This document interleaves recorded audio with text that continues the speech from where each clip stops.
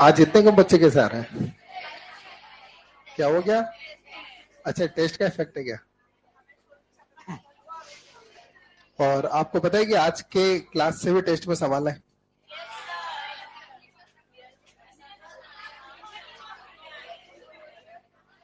चले, हाँ, सबसे पहले वही करेंगे। पहले अपन एक काम करेंगे। चलो ठीक है, पहले होमवर्क करते हैं। होमवर्क पहले कर लेते हैं। लाइए बताओ, आपके डाउट्स में वैसे बता देता हूँ कौन कौन से डाउट है। तुम्हारे दो ही डाउट है इसमें। एक्सरसाइज 1 का तो 1 और 15 और डाउट नहीं है तुम्हारे। सॉरी 12, 15 या 12, 12, सॉरी, हाँ 12, 15 तो दिया ही नहीं मैंने। एक्सरसाइज 1 का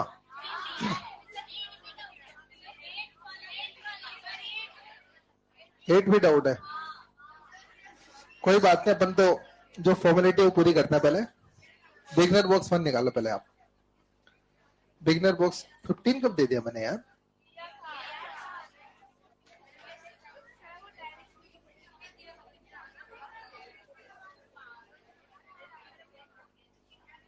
अच्छा ठीक है, समझ गया मैं। ठीक है चलो, तो मैं नंबर बोलना शुरू करूं फिर। अच्छा, अपना प्योर आर, प्योर एल और प्योर सी हो तो गया था ना? आप फिर तो दे दिया होगा, फिर कोई दिक्कत नहीं है इसमें। चलो ठीक है, मैं नंबर बोलना शुरू करता हूँ। ठीक है, सबसे पहले तो आप बिगनर बॉक्स 1 निकाल लें अपना। Beginner box number 1। ठीक है, बिगनर बॉक्स 1 का क्वेश्चन नंबर 1। जिसमें डाउट है हैंड रेज कर देना। 1 में डाउट है? हाँ। हाँ, तो कितनी भी फ्रीक्वेंसी लो रखो ना, एसी में तो एवरेज वैल्यू 0 ही रहेगी ना, कोई सा भी एसी हो।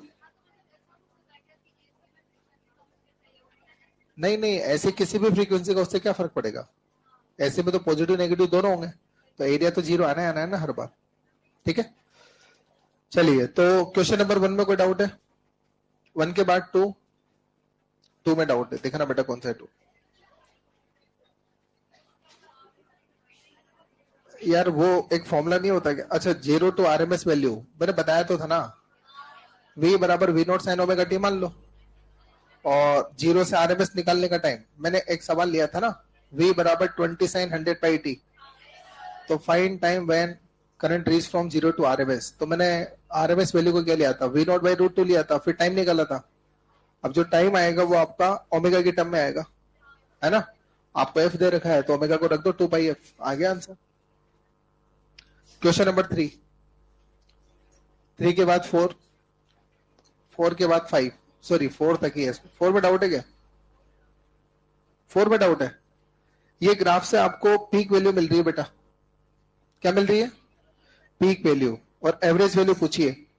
एवरेज वैल्यू होती है 2 वी नॉट अपॉन पाई, तो वी नॉट रख देंगे 314, है ना? चले, उसके बाद एक्सरसाइज नंबर 1 में आ जाओ। 2 में पहले बिगनर बॉक्स 2 में आ जाओ। बिगनर बॉक्स नंबर 2 में आ जाओ पहले। क्वेश्चन नंबर 1 to 6 तक बोल रहा हूं ना। Question number 1, 2, 3, 4। कौन सा बेटा? 4। आई नोट कैसे निकलेगी? IRMS निकल गई थी, तो IRMS निकल गई तो रूट 2 से मल्टीप्लाई करके आई नोट निकलेगी। आई नोट भी नहीं आया, कोई बात नहीं, मैं बताता हूं। देखो, ये क्वेश्चन आपसे क्या बोल रहा है? इस क्वेश्चन में सी दे रखा है आपको ना, कैपेसिटेंस आपको दे रखा है। बोलो कैपेसिटेंस कितना है? 15 माइक्रोफेरेड। इस क्वेश्चन में फ्रीक्वेंसी दे रखी है 50 हर्ट्ज, और इस क्वेश्चन में वी दे रखा है आपको 220 वोल्ट, है ना? ये सब दे रखा है आपको। क्या क्या पूछा है? एक तो कैपेसिटिव रिएक्टेंस और करंट का आरएमएस वैल्यू और पीक वैल्यू, दो चीजें पूछी है ना। देख बेटा किस तरह से करेंगे, देखना जरा एक बार। अच्छा, सबसे पहले तो आप एक्सी निकालोगे, तो एक्सी का वैल्यू हो जाएगा 1/2 पाई एफ। सब कुछ आपके पास वैल्यू रख देगा, आप सोल्व कर लोगे, एक्सी आ जाएगा। उसके बाद आई निकालोगे। अच्छा, मैंने एक ही चीज बोली है चैप्टर में, I is equal to V upon R नहीं होता, वी अपॉन रुकावट। एक ही मंत्र है चैप्टर का, वो याद रख लो बस। I is equal to V upon R या वी अपॉन रुकावट। अब जैसा सर्किट वैसे रुकावट। अगर रजिस्टिव सर्किट है तो रुकावट आर, इंडक्टिव सर्किट है तो रुकावट ओमेगा एल, और कैपेसिटिव सर्किट है तो रुकावट 1/ओमेगा सी। कैपेसिटिव सर्किट है ना, तो बताइए बेटा, यहां पर आई को क्या लिखूंगा, वी अपॉन में रुकावट, रुकावट मतलब एक्सी, ये एक्सी यहां रख देना। वी कितना रखोगे, 220। अब एक बात बताओ, ये वी कौन सा दे रखा है आपको, आरएमएस या पीक? आरएमएस। तो वी अगर आरएमएस निकला है तो आई भी आपके आरएमएस निकली होगी, तो ये तो आरएमएस करंट यहां से निकल जाएगा। और आरएमएस करंट निकलने के बाद पीक वैल्यू अगर आपको चाहिए तो √2 टाइम करोगे। वी आरएमएस बराबर होता है ना पीक अपॉन √2, बस वो वाली बात है। √2 से मल्टीप्लाई करोगे आरएमएस को तो पीक आ जाएगा आपके पास। ठीक है बेटा, बाकी तो फ्रीक्वेंसी हाफ करने डबल करने से वो समझा रखा है मैंने आपको। Question number 5, question number 6, 5 and 6 नहीं है डाउट। एक्सेस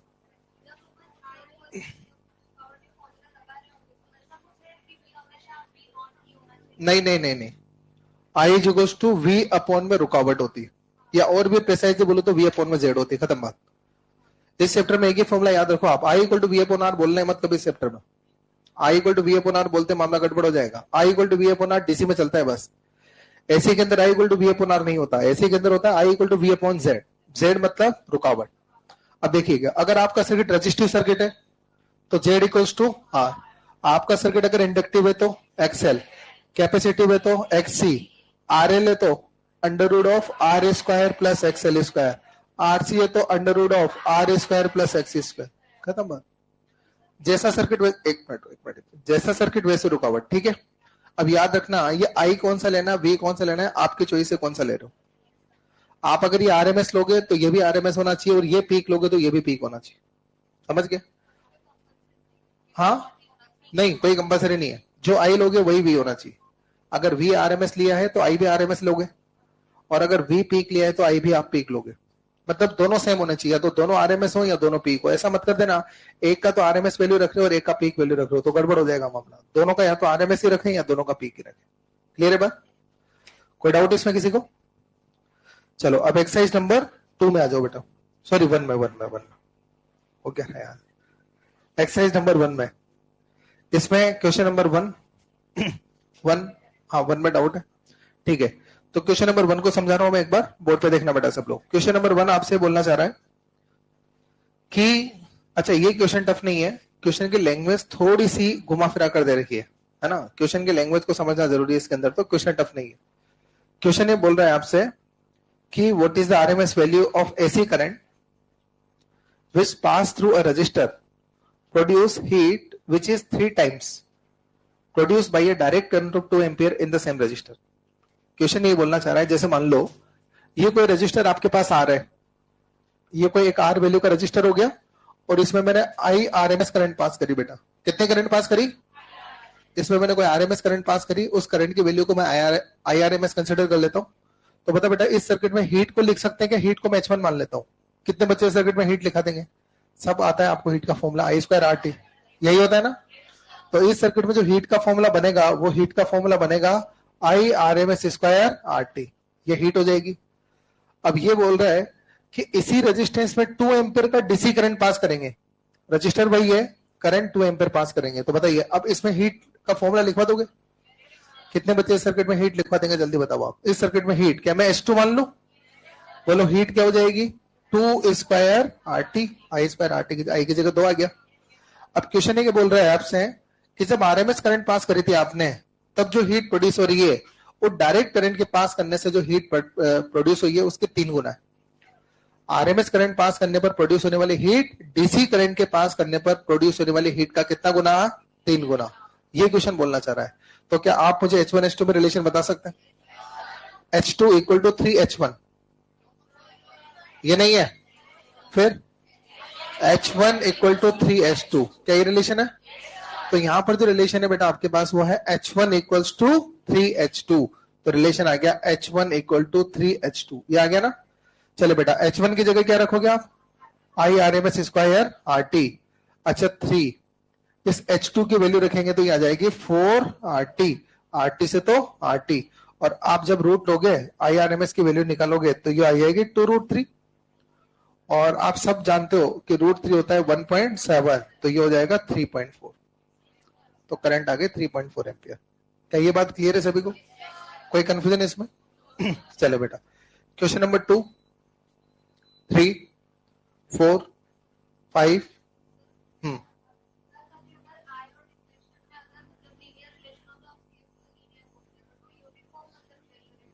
यूनिफॉर्म मतलब लीनियर ही है, एक ही बात है। यूनिफॉर्म का मतलब इक्वल, मतलब इक्वल गैप पर उसमें डिजिट्स लिख रही हो।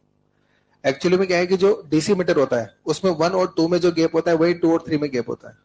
जो 2 3 में गैप है वही 3 4 में गैप होता है, लेकिन यहाँ ऐसा नहीं होता।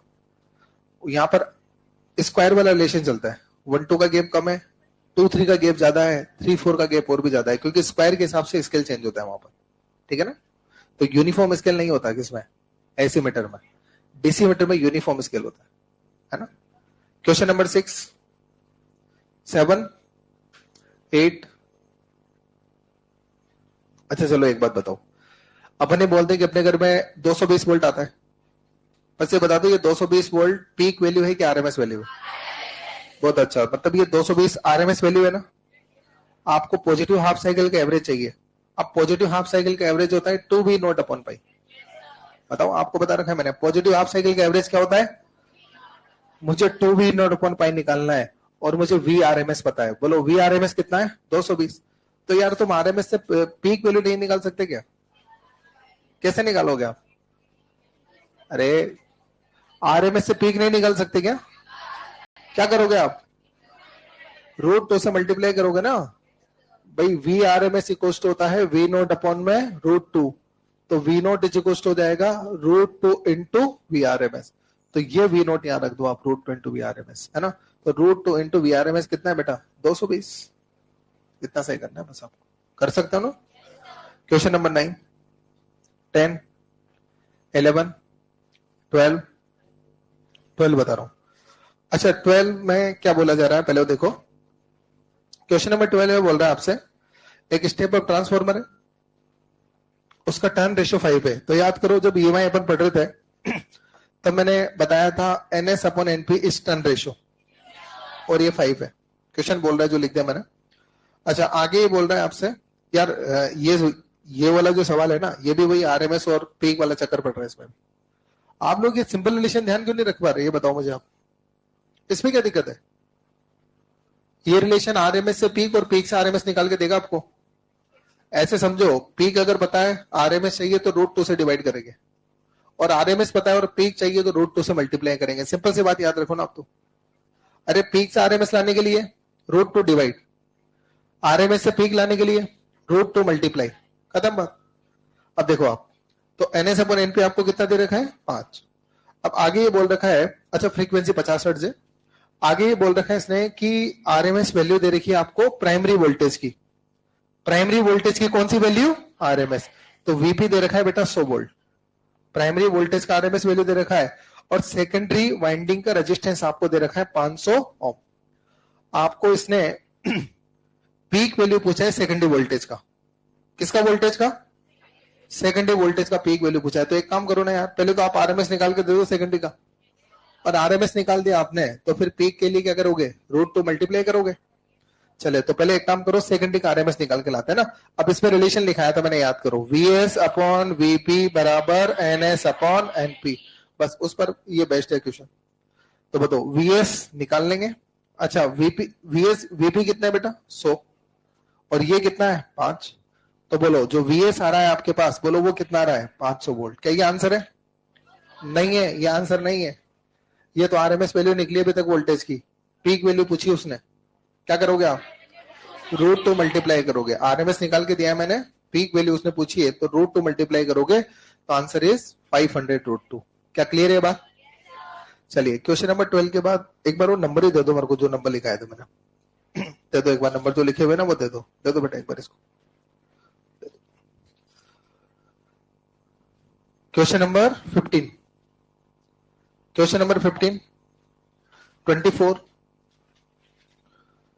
25, 27, 29, 33, 39।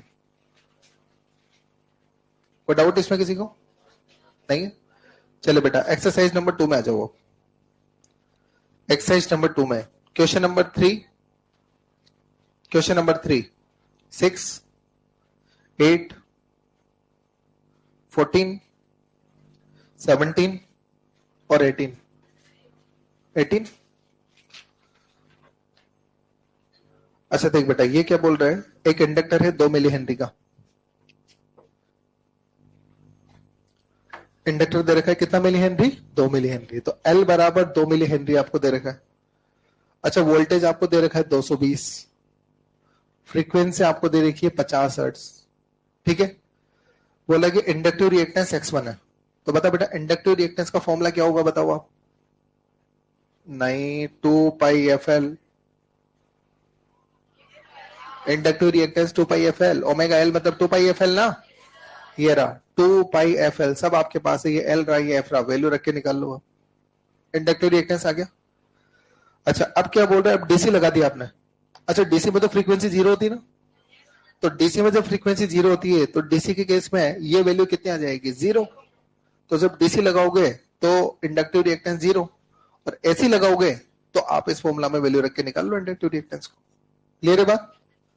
चलिए क्वेश्चन नंबर कौन सा था, ये 18 हो गया ना, ये तो एक्सरसाइज 2, तो एक्सरसाइज 2 भी हो गया पूरा। एक्सरसाइज 1 में आ जाओ, आज गड़बड़ तो है, कुछ तो है। चलो एक्सरसाइज 3 में 11, एक्सरसाइज 3 का 11, 12, 13, 21, 22 कंप्लीट। चलिए होमवर्क का काम कंप्लीट हो गया, किसका था बेटा, कौन से क्वेश्चन में,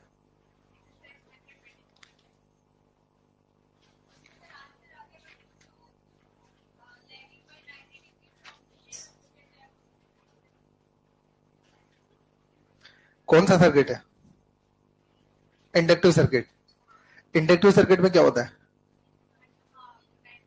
वोल्टेज करंट को π/2 लीड करता है, अरे करता है ना, तो करंट वोल्टेज को π/2 लीड कर रहा है, अरे वी आई को लीड करता है ना 90 से, तो करंट आई वी को लीड करेगा ना पाई से, π/2 से। यस, ये नोटबुक किसका है बताओ। ठीक है, चलो अब स्टार्ट करते हैं एलसी सर्किट, शुरू करें। चलिए अब आप सब लोग इधर देख ले, अब सुनना, लिखने का काम थोड़ा फास्ट कर लेना, पहले बोल रहा हूं मैं आप सब। चलिए तो एलसी सर्किट स्टार्ट करें सब लोग। अच्छा देखो, अपन ने 2 तरह के सर्किट पढ़ लिए थे, एक तो प्योर, सॉरी 5 तरह के सर्किट अपन पढ़ चुके हैं अभी तक। सबसे पहले तो pure R, pure L, pure C, फिर आर एल, फिर आर सी, अब बारी है एलसी की। क्लियर है। अच्छा ध्यान से सुनना, सबसे इंपॉर्टेंट होता है फेजर डायग्राम बनाना। सबसे इंपॉर्टेंट क्या बनाना, अगर आपने फेजर डायग्राम बना लिया तो फॉर्मुलाज वगैरह ज्यादा याद रखने की जरूरत नहीं पड़ेगी, बहुत इजीली फॉर्मुला याद कर सकते हो आप। सुनो कंक्लूजन क्या निकला था, प्योर आर सर्किट की बात करता हूं सबसे पहले। जो सबसे बेसिक सर्किट है ना वो प्योर आर, प्योर एल और प्योर सी है। अच्छा आर के अंदर क्या होता था पता है आपको, वी और आई सेम फेज में होते थे। एल में वी π/2 लीड करता था, सी में वी π/2 लेग करता था। बोलो क्लियर है। बस अगर ये जानकारी आपको है तो बड़ी आराम से आप लोग फेजर डायग्राम बना के काम कर सकते हैं। ठीक है, देखिए उसके बाद फिर हमने आरएल की बात करी थी, फिर आरएल के बाद हमने आरसी की बात करी थी। क्लियर है। आज हम बात कर रहे हैं एलसी सर्किट के बारे में। किसके बारे में, चलो एलसी के बारे में बात करते हैं। तो यहाँ पर ध्यान से सुनो, ये तो एल हो गया, एल और सी को लेना है अपने को ना। ये तो एल ले लिया मैंने और ये सी ले लिया, और एल और सी को किसमें जोड़ दिया बेटा, सीरीज में। तो देखो एल और सी को मैंने सीरीज में जोड़ दिया। अच्छा सीरीज में क्या सेम होता है, करंट। तो मैंने मान लिया कि इस सर्किट में करंट है I naught sine omega T. Current मैंने मान लिया I naught sine omega T को करंट मान लिया मैंने। बोलो मामला क्लियर है। अच्छा अब ध्यान से सुनिएगा, मुझे एल के वोल्टेज और सी के वोल्टेज की इक्वेशन लिखानी है। कौन कौन एल और सी के वोल्टेज की इक्वेशन लिखा देगा, जल्दी बताओ आप। एल और सी के वोल्टेज की इक्वेशन लिखवा देगा, बोलो क्लियर है। अच्छा सबसे पहले तो पीक वैल्यू आती है, एल का पीक वोल्टेज याद है क्या होगा, आई नॉट एक्सएल, एल का पीक वोल्टेज। अच्छा सी का peak voltage I naught X C. बोलो क्लियर है। ये एल का पीक वोल्टेज और ये सी का पीक वोल्टेज। अच्छा मैं इस एल के पीक वोल्टेज को मैं वी नॉट एल बोल दूं, सी का पीक वोल्टेज में क्या वी नॉट सी बोल दूं। जब मुझे जरूरत पड़ेगी तो मैं वी नॉट एल को आई नॉट एक्स से लिखने वाला हूं और वी नॉट सी को मैं आई नॉट सी लिखने वाला हूं। क्या ये बात क्लियर है सभी को। तो बोलो एल का वोल्टेज का पीक वैल्यू बोलो क्या हो जाएगा, वी नॉट एल। और बताओ क्या वोल्टेज π/2 लीड करता है ना, तो ये हो जाएगा साइन ओमेगा टी प्लस π/2। कौन कौन सी का वोल्टेज के इक्वेशन लिखवा रहे हैं, जल्दी बताओ आप। सी के वोल्टेज के इक्वेशन क्या लिखा देंगे, देखो सी के वोल्टेज की क्वेश्चन, सबसे पहले पीक वैल्यू बोलो क्या होगी, वी नॉट सी, और voltage pi by to leg करता है, तो sign omega T minus pi by to, क्या बोलो, हो गया ना। चलो तो आपने वोल्टेज और सॉरी एल का वोल्टेज और सी के वोल्टेज की क्वेश्चन आपने लिखवा दी। अच्छा सेकंड नंबर का पॉइंट क्या था आपका, फेजर डायग्राम। अब चलो सबसे पहले तो इनके फेजर डायग्राम की बात कर लेते हैं। फेजर डायग्राम बोलो, कौन कौन फेजर डायग्राम बना देगा, बताओ आप। फेजर डायग्राम के लिए एक ही चीज बोल रखी है मैंने आपको कि सबसे पहले तो आप आई को हॉरिजॉन्टल बनाओ, वोल्टेजेस को बाद में बनाओ। बोलो आई को हॉरिजॉन्टल बनाएंगे। देख बेटा आई को हॉरिजॉन्टल बना दिया, तो ये आई को तो दिखा दिया मैंने हॉरिजॉन्टल। अब देखो दो वोल्टेज है मेरे पास, एल का और सी का। अब क्या बता रखा है मैंने कि एल का वोल्टेज तो क्या करना है, पाई बाई टू लीड कराना है, और सी के वोल्टेज को पाई बाई टू लेग कराना है। जो लीड करता है उसको अपन एंटी क्लॉकवाइज बनाते हैं, जो लेग करता है उसको क्लॉकवाइज बनाता है। तो बता बेटा एल का वोल्टेज किधर बनेगा, एंटी क्लॉकवाइज या क्लॉकवाइज। एल का वोल्टेज का एंटी क्लॉकवाइज बनेगा, और कितने एंगल पर बनेगा, पाई बाई टू पर। तो बोलो क्या ये एल का पीक वोल्टेज हो गया। फेजर डायग्राम में पीक वैल्यू उसको दिखाता है, बताया आपको। चलो सी का voltage pi by to clockwise बनेगा, तो पाई बाई टू क्लॉकवाइज बन गया। तो बोलो ये क्या सी का वोल्टेज। अच्छा नेट वोल्टेज चाहिए तो दोनों का वेक्टर सम कर दो। अच्छा देखो आरएल और आरसी में तो क्या था, ट्राइंगल बन गए थे, तो ट्राइंगल में अपन ने उनका रिजल्टेंट करने के लिए वो वेक्टर रूल लगा दिया था। ट्राइंगल बना के पैरेललोग्राम बना के अपन ने वेक्टर सम किया था। यहाँ पर दोनों वेक्टर के एक दूसरे के अपोजिट है क्या, और जब दो अपोजिट वेक्टर्स का अपन डिफरेंस निकाल, जब दो अपोजिट वेक्टर का रिजल्टेंट निकालते हैं तो रिजल्टेंट में क्या डिफरेंस करते हैं। तो बताइए यहाँ पर जो रिजल्टेंट आएगा, बोलो वो रिजल्टेंट क्या आएगा। बोलो जो रिजल्टेंट को क्या मैं वी नॉट मान लू, तो रिजल्टेंट आएगा आपका V naught L difference V naught C. भाई एल का वोल्टेज और सी के वोल्टेज का डिफरेंस आ जाएगा। अच्छा मैंने माइनस नहीं लिखा, डिफरेंस लिखा है। पता है डिफरेंस का मतलब होता है बड़े में से छोटा माइनस करना। अगर आपका ये एल का वोल्टेज ज्यादा हुआ सी के वोल्टेज से, तो वीओ एल माइनस वीओ सी करेंगे, और अगर सी का वोल्टेज ज्यादा हुआ एल के वोल्टेज से, तो ये माइनस ये करेंगे। बोलो क्लियर है। अब एक बात बताओ, देखो यहाँ पर दो ही पॉसिबिलिटी बनेगी, या तो ये बड़ा है या ये बड़ा है। अगर ये बड़ा है तो रिजल्टेंट ऊपर आ जाएगा, और ये बड़ा है तो रिजल्टेंट नीचे आ जाएगा। अच्छा रिजल्टेंट अगर ऊपर आ रहा है, नेट वोल्टेज अगर ऊपर की ओर आ रहा है, तो बताओ वोल्टेज आई से पाई बाई टू लीड करेगा, और नेट वोल्टेज अगर नीचे आ रहा है तो नेट वोल्टेज आई से पाई बाई टू लेग करेगा। तो याद करो अपना जो आरएल सर्किट था, वहां पर जो फेज डिफरेंस आ रहा था वो 90 से कम आ रहा था। वोल्टेज लीड कर रहा था बट वो 90 से कम लीड कर रहा था। अच्छा और आरसी सर्किट की बात करें तो वहां पर वोल्टेज लेग कर रहा था, और क्या पाई बाई टू से कम एंगल पर लेग कर रहा था। यहाँ पर वोल्टेज लीड भी कर सकता है, लेग भी कर सकता है, वो डिपेंड करेगा एल और सी में से किसका वोल्टेज ज्यादा है। अगर एल का वोल्टेज ज्यादा हुआ तो रिजल्टेंट ऊपर आएगा और पाई बाई टू लीड कर जाएगा, और अगर सी का वोल्टेज ज्यादा हुआ तो रिजल्टेंट नीचे आएगा और पाई बाई टू से लेग करेगा। तो देखो यहाँ पर अपन दो कंडीशन ले सकते हैं। पहली कंडीशन तो ले सकते हैं if V naught L is more than V naught C. तो बोलो बेटा उस केस में क्या होगा, बोलो V इज लीडिंग I, कितना लीड करेगा, V is leading pi by two. बोलो क्लियर है। और अगर दूसरी कंडीशन में ले लो कि V naught C is more than V naught L, तो बोलो उस कंडीशन में क्या होगा, V is lagging pi by two. बोलो क्लियर है। तो यहां पर वोल्टेज लीड और लेग दोनों ही कर सकता है। क्या ये बात क्लियर है क्या सभी को, श्योर है आप लोग। अच्छा उसके बाद इस सर्किट का इंपीडेंस अपन देखने जा रहे हैं। क्या देखने जा रहे हैं, इंपीडेंस अपन देखेंगे। तो ध्यान से सुनो, देखो इंपीडेंस कैसे देखेंगे। मैंने एक सिंपल सा तरीका बताया था, जहां जिसका वोल्टेज वहां उसकी रुकावट। अगर आप इंपीडेंस वाला डायग्राम बनाओगे तो देखो वो कैसे बनाओगे, बोलो इधर तो कुछ नहीं है, ये तो अपना रेफरेंस हो गया, जिधर एल का वोल्टेज उधर एल की रुकावट। बोलो एल की रुकावट क्या, एक्सएल। जिधर सी का वोल्टेज क्या उधर सी की रुकावट, तो ये सी की रुकावट एक्स हो जाएगी। अच्छा मुझे नेट रुकावट चाहिए, बोलो नेट रुकावट चाहिए तो क्या करें, क्या नेट रुकावट जेड होती है क्या। अच्छा बताओ अब नेट रुकावट आपके पास जेड है, तो बोलो जेड को आप जेड को क्या लिखोगे, एक्सएल डिफरेंस एक्ससी। बड़े में से छोटा माइनस करोगे तो यहां पर हो जाएगा एक्सएल डिफरेंस एक्ससी। बोलो क्लियर है। अगर एक्सएल बड़ा हुआ एक्ससी से तो बोलो बोलो, अगर एक्सएल बड़ा हुआ एक्ससी से तो जो फाई होगा वो प्लस फाई बाई टू आ जाएगा। मैंने समझा रखा है कि अपन फेज डिफरेंस हमेशा बी में से आएगा माइनस करेंगे। प्लस पाई बाई टू का मतलब ये भी तो वही कहना चाह रहे कि V is leading pi by to.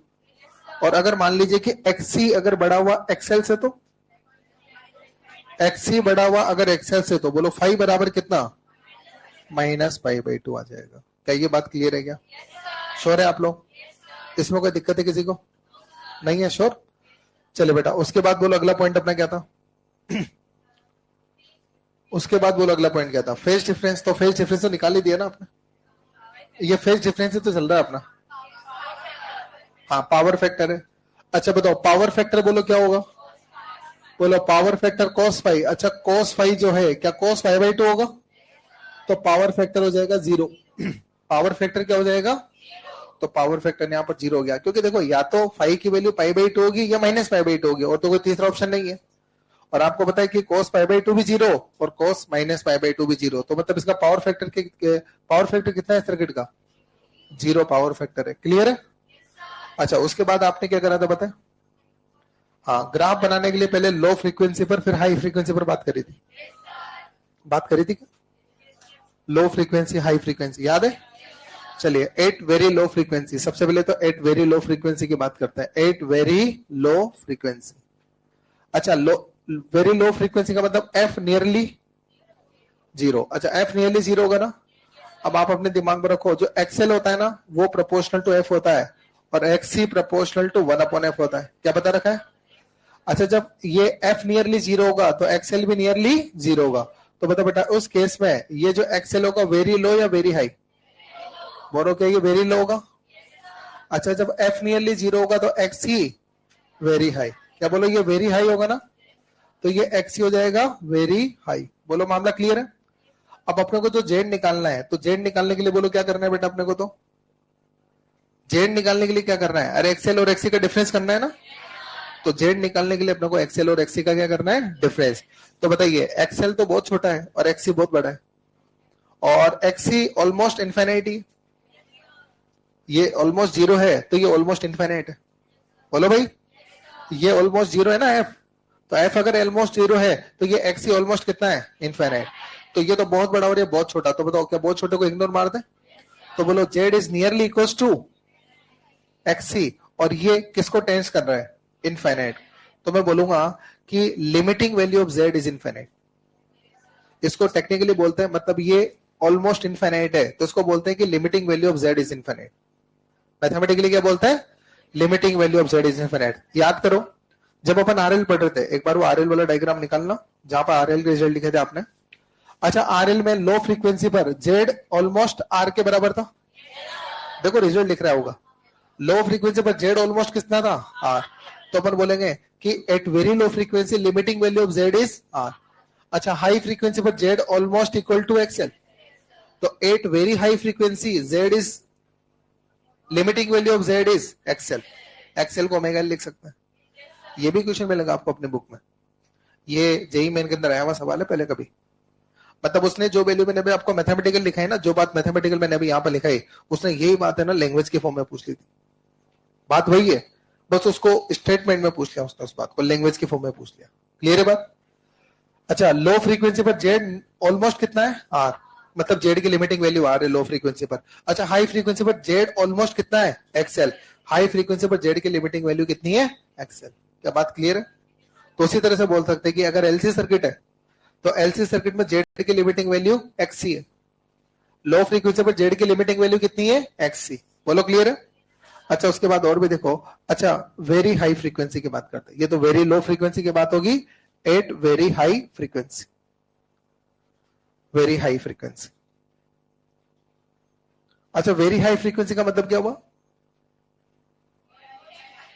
F almost infinite हो, एफ ऑलमोस्ट इनफाइनाइट है तब की बात करेंगे।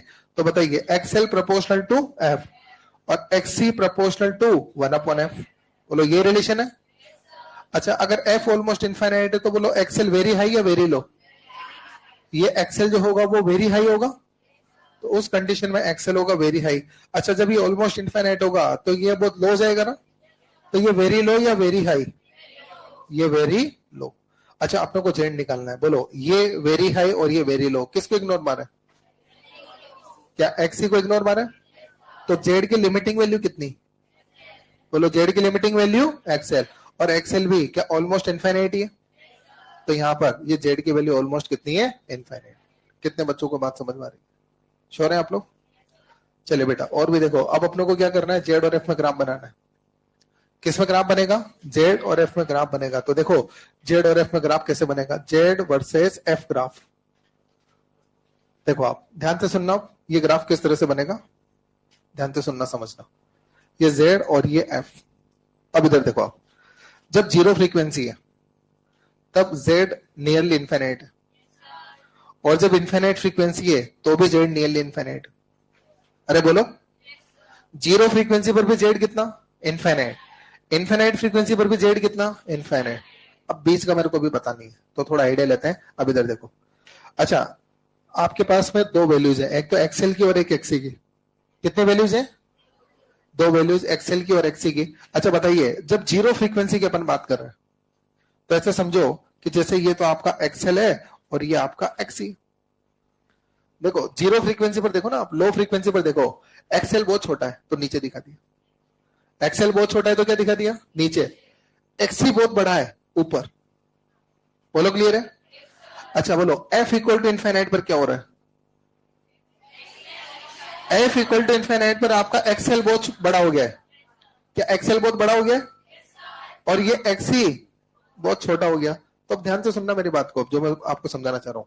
जब आप जीरो फ्रीक्वेंसी पर थे तो ये मेरा हाथ ये वाला हाथ एक्सी को बता रहा है और ये वाला हाथ एक्सएल को बता रहा है।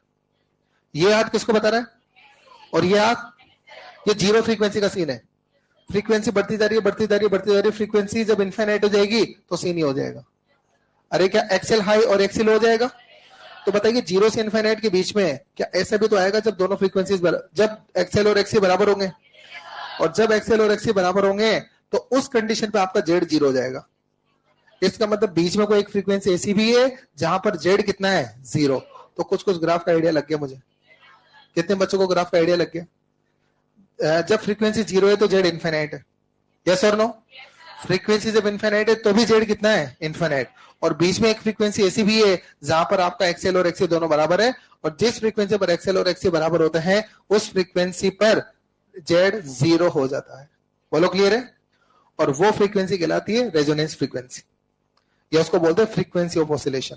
क्या बोलते हैं उसको, फ्रीक्वेंसी ऑफ ऑसिलेशन भी बोलते हैं और रेजोनेंस फ्रीक्वेंसी भी बोलते हैं।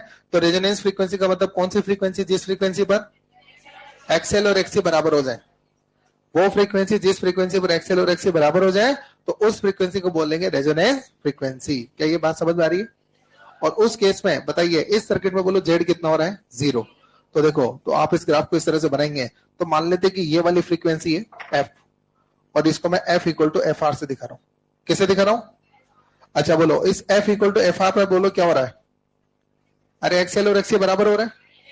अच्छा तो देखो, अच्छा जब एफ जीरो है तो जेड कितना, इन्फिनिट। और जब F equal to F R है तो जेड कितना, जीरो। और जब एफ इन्फिनिट है तो जेड वापस कितना, इन्फिनिट। तो देख बेटा, इसका जो ग्राफ बनता है ना वो कुछ इस तरह का ग्राफ बनता है, कुछ इस तरह का ग्राफ बनता है। इस वाले शेप पे कुछ ये ग्राफ बनता है। तो बताइए, 8 F equal to F R. अच्छा ये जो एफ आर है ना, इस एफ आर को बोलो क्या बोलेंगे आप, रेजोनेंस फ्रीक्वेंसी भी बोल सकते हैं या फ्रीक्वेंसी ऑफ ऑसिलेशन भी बोल सकते हैं। रेजोनेंस फ्रीक्वेंसी भी बोल सकते हैं और फ्रीक्वेंसी ऑफ ऑसिलेशन भी बोल सकते हैं। और बताओ 8 F equal to F R, बोलो F equal to F R पर क्या हो रहा है, बोलो। अरे एक्सएल बराबर एक्सी हो रहा है ना, एक्सएल बराबर क्या हो रहा है, एक्सी। तो रेजोनेंस फ्रीक्वेंसी पर एक्सएल बराबर एक्सी हो गया। और जब आप एक्सएल बराबर एक्सी वाली शर्त यहाँ पर लिखेंगे तो रेजोनेंस फ्रीक्वेंसी की जो वैल्यू आती है वो आती है 1/2 1 by under root of LC. ये फॉर्मूला याद रखना है। तो एलसी सर्किट में अगर फ्रीक्वेंसी ऑफ ऑसिलेशन पूछे तो फॉर्मूला लगाना है 1/2 under root 1/2 1 by under root LC. क्या क्लियर है, कोई कंफ्यूजन, लिख दो, 4 मिनट का समय, जितना लिख सको लिख देना 4 मिनट के अंदर। तो देखो, ये 3 तरह के सर्किट मैंने और पूरे करे। पहले तो आर एल और सी इंडिविजुअल लिए थे, अब आपने क्या करे, दो दो के ग्रुप में लिए, है ना। एक बार आर एल साथ में लिया, एक बार आर सी साथ में लिया, और अभी क्या साथ में लिया, एल और सी। क्लियर है। सबके अपने अपने फॉर्मूला है, क्या फॉर्मूला याद रख पाओगे या नहीं रख पाओगे, नहीं रख पाओगे तो मत रखना, ट्रिक व्रिक कुछ होती नहीं है इसमें। चलो इसको लिखो, भी थोड़ा आसान करेंगे देखो चीजों को। इसको लिखो, थोड़ा सा इजी करेंगे, थोड़ा समराइज करेंगे ना तो याद रखना थोड़ा आसान हो जाएगा।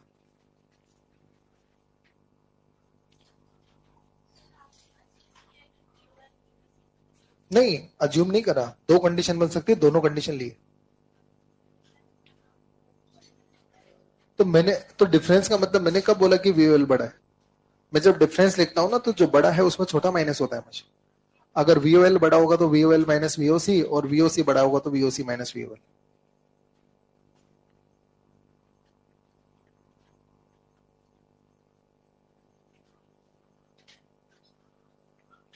अच्छा, तुम लोग नहीं कर रहे क्या टेस्ट की तैयारी? आ जाते हो क्लास में उठ के? तुम लोग टेस्ट वेस्ट की तैयारी नहीं कर रहे हो क्या?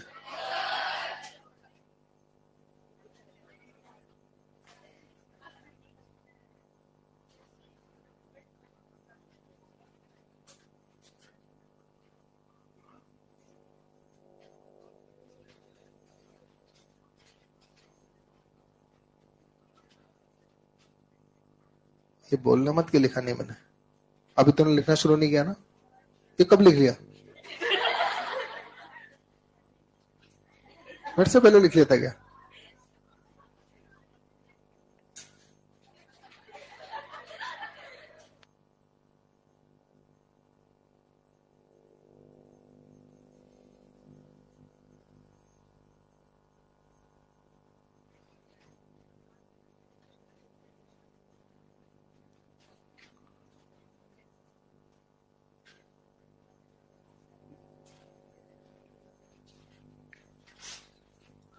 आपकी ट्यूसडे से शायद क्लास हो सकता है 1:45 से हो जाए टाइम में।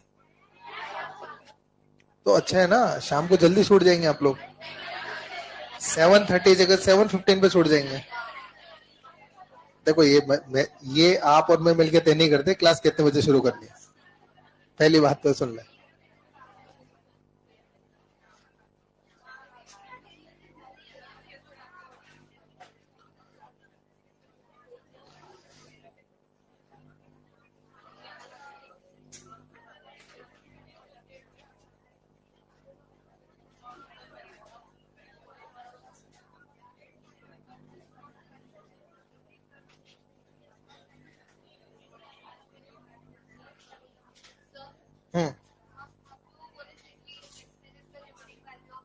हम्म लिमिटिंग मतलब अप्रोचिंग वैल्यू।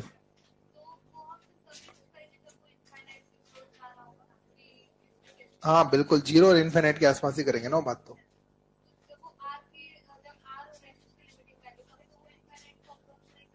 नहीं कर रहा, बट लिमिटिंग वैल्यू का मतलब अप्रोच, आर को तो अप्रोच कर रहा है ना वो। एक्सेल नियरली जीरो हो गया लो फ्रीक्वेंसी पर। आरएल सर्किट की बात कर रहा हूँ। तो जेड की लिमिटिंग वैल्यू कितनी हो गई यार? आर से कम नहीं जा सकता हूँ।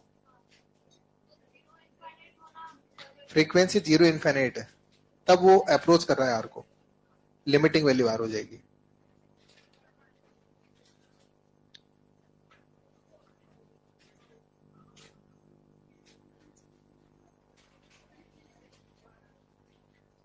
ये लिख लिया शायद, ये पीछे वाले ग्रुप ने एकदम उधर ही मुंह करके बैठ जा आराम से।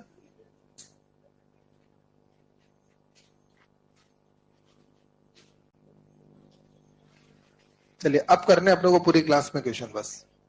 ये जो तीन तरह के सर्किट आपने पढ़े ना, आरएल, आरसी और एलसी, अब पूरी क्लास इस पर न्यूमेरिकल चलने वाले हैं आज अपना। ठीक है, अब इधर देखें आप लोग,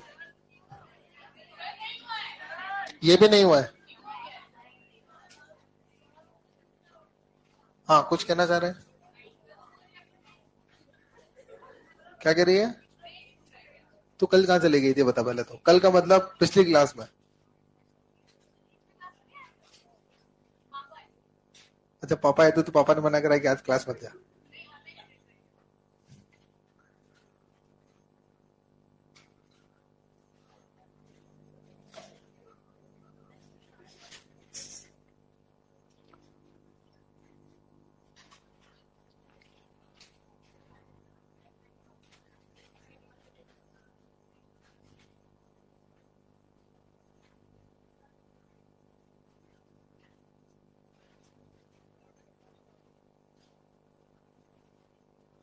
अरे कितने साल लगाओगे भाई?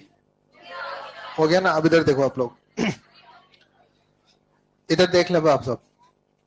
अब सुने, अभी तक जो भी अपन ने पढ़ा है ना उसको रिवाइज करा रहा हूं एक बार में।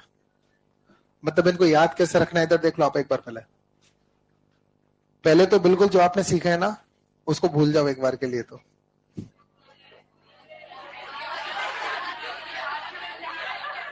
सर भूलेंगे तो तब जब याद करेंगे, याद ही नहीं करा भूलेंगे कहां से अभी तक तो हम लोग। चलो कोई बात नहीं। अब आप इधर देखो सब ध्यान से, इधर सब ध्यान से देखो आप लोग। जो भी फॉर्मूला आपने पढ़े हैं नहीं पढ़े उनको साइड में रखो एक बार के लिए तो आप लोगों ना। अब एक बार सब लोग इधर देख लो पहले तो। देखो अपने पास जो भी सर्किट है, चाहे वो प्योर आर हो, प्योर एल हो, प्योर सी हो, आर एल आर सी या एल सी हो, कोई सा भी सर्किट हो आपके पास में, सबसे पहले जब फेजर डायग्राम, सबसे इंपॉर्टेंट होता है फेजर डायग्राम।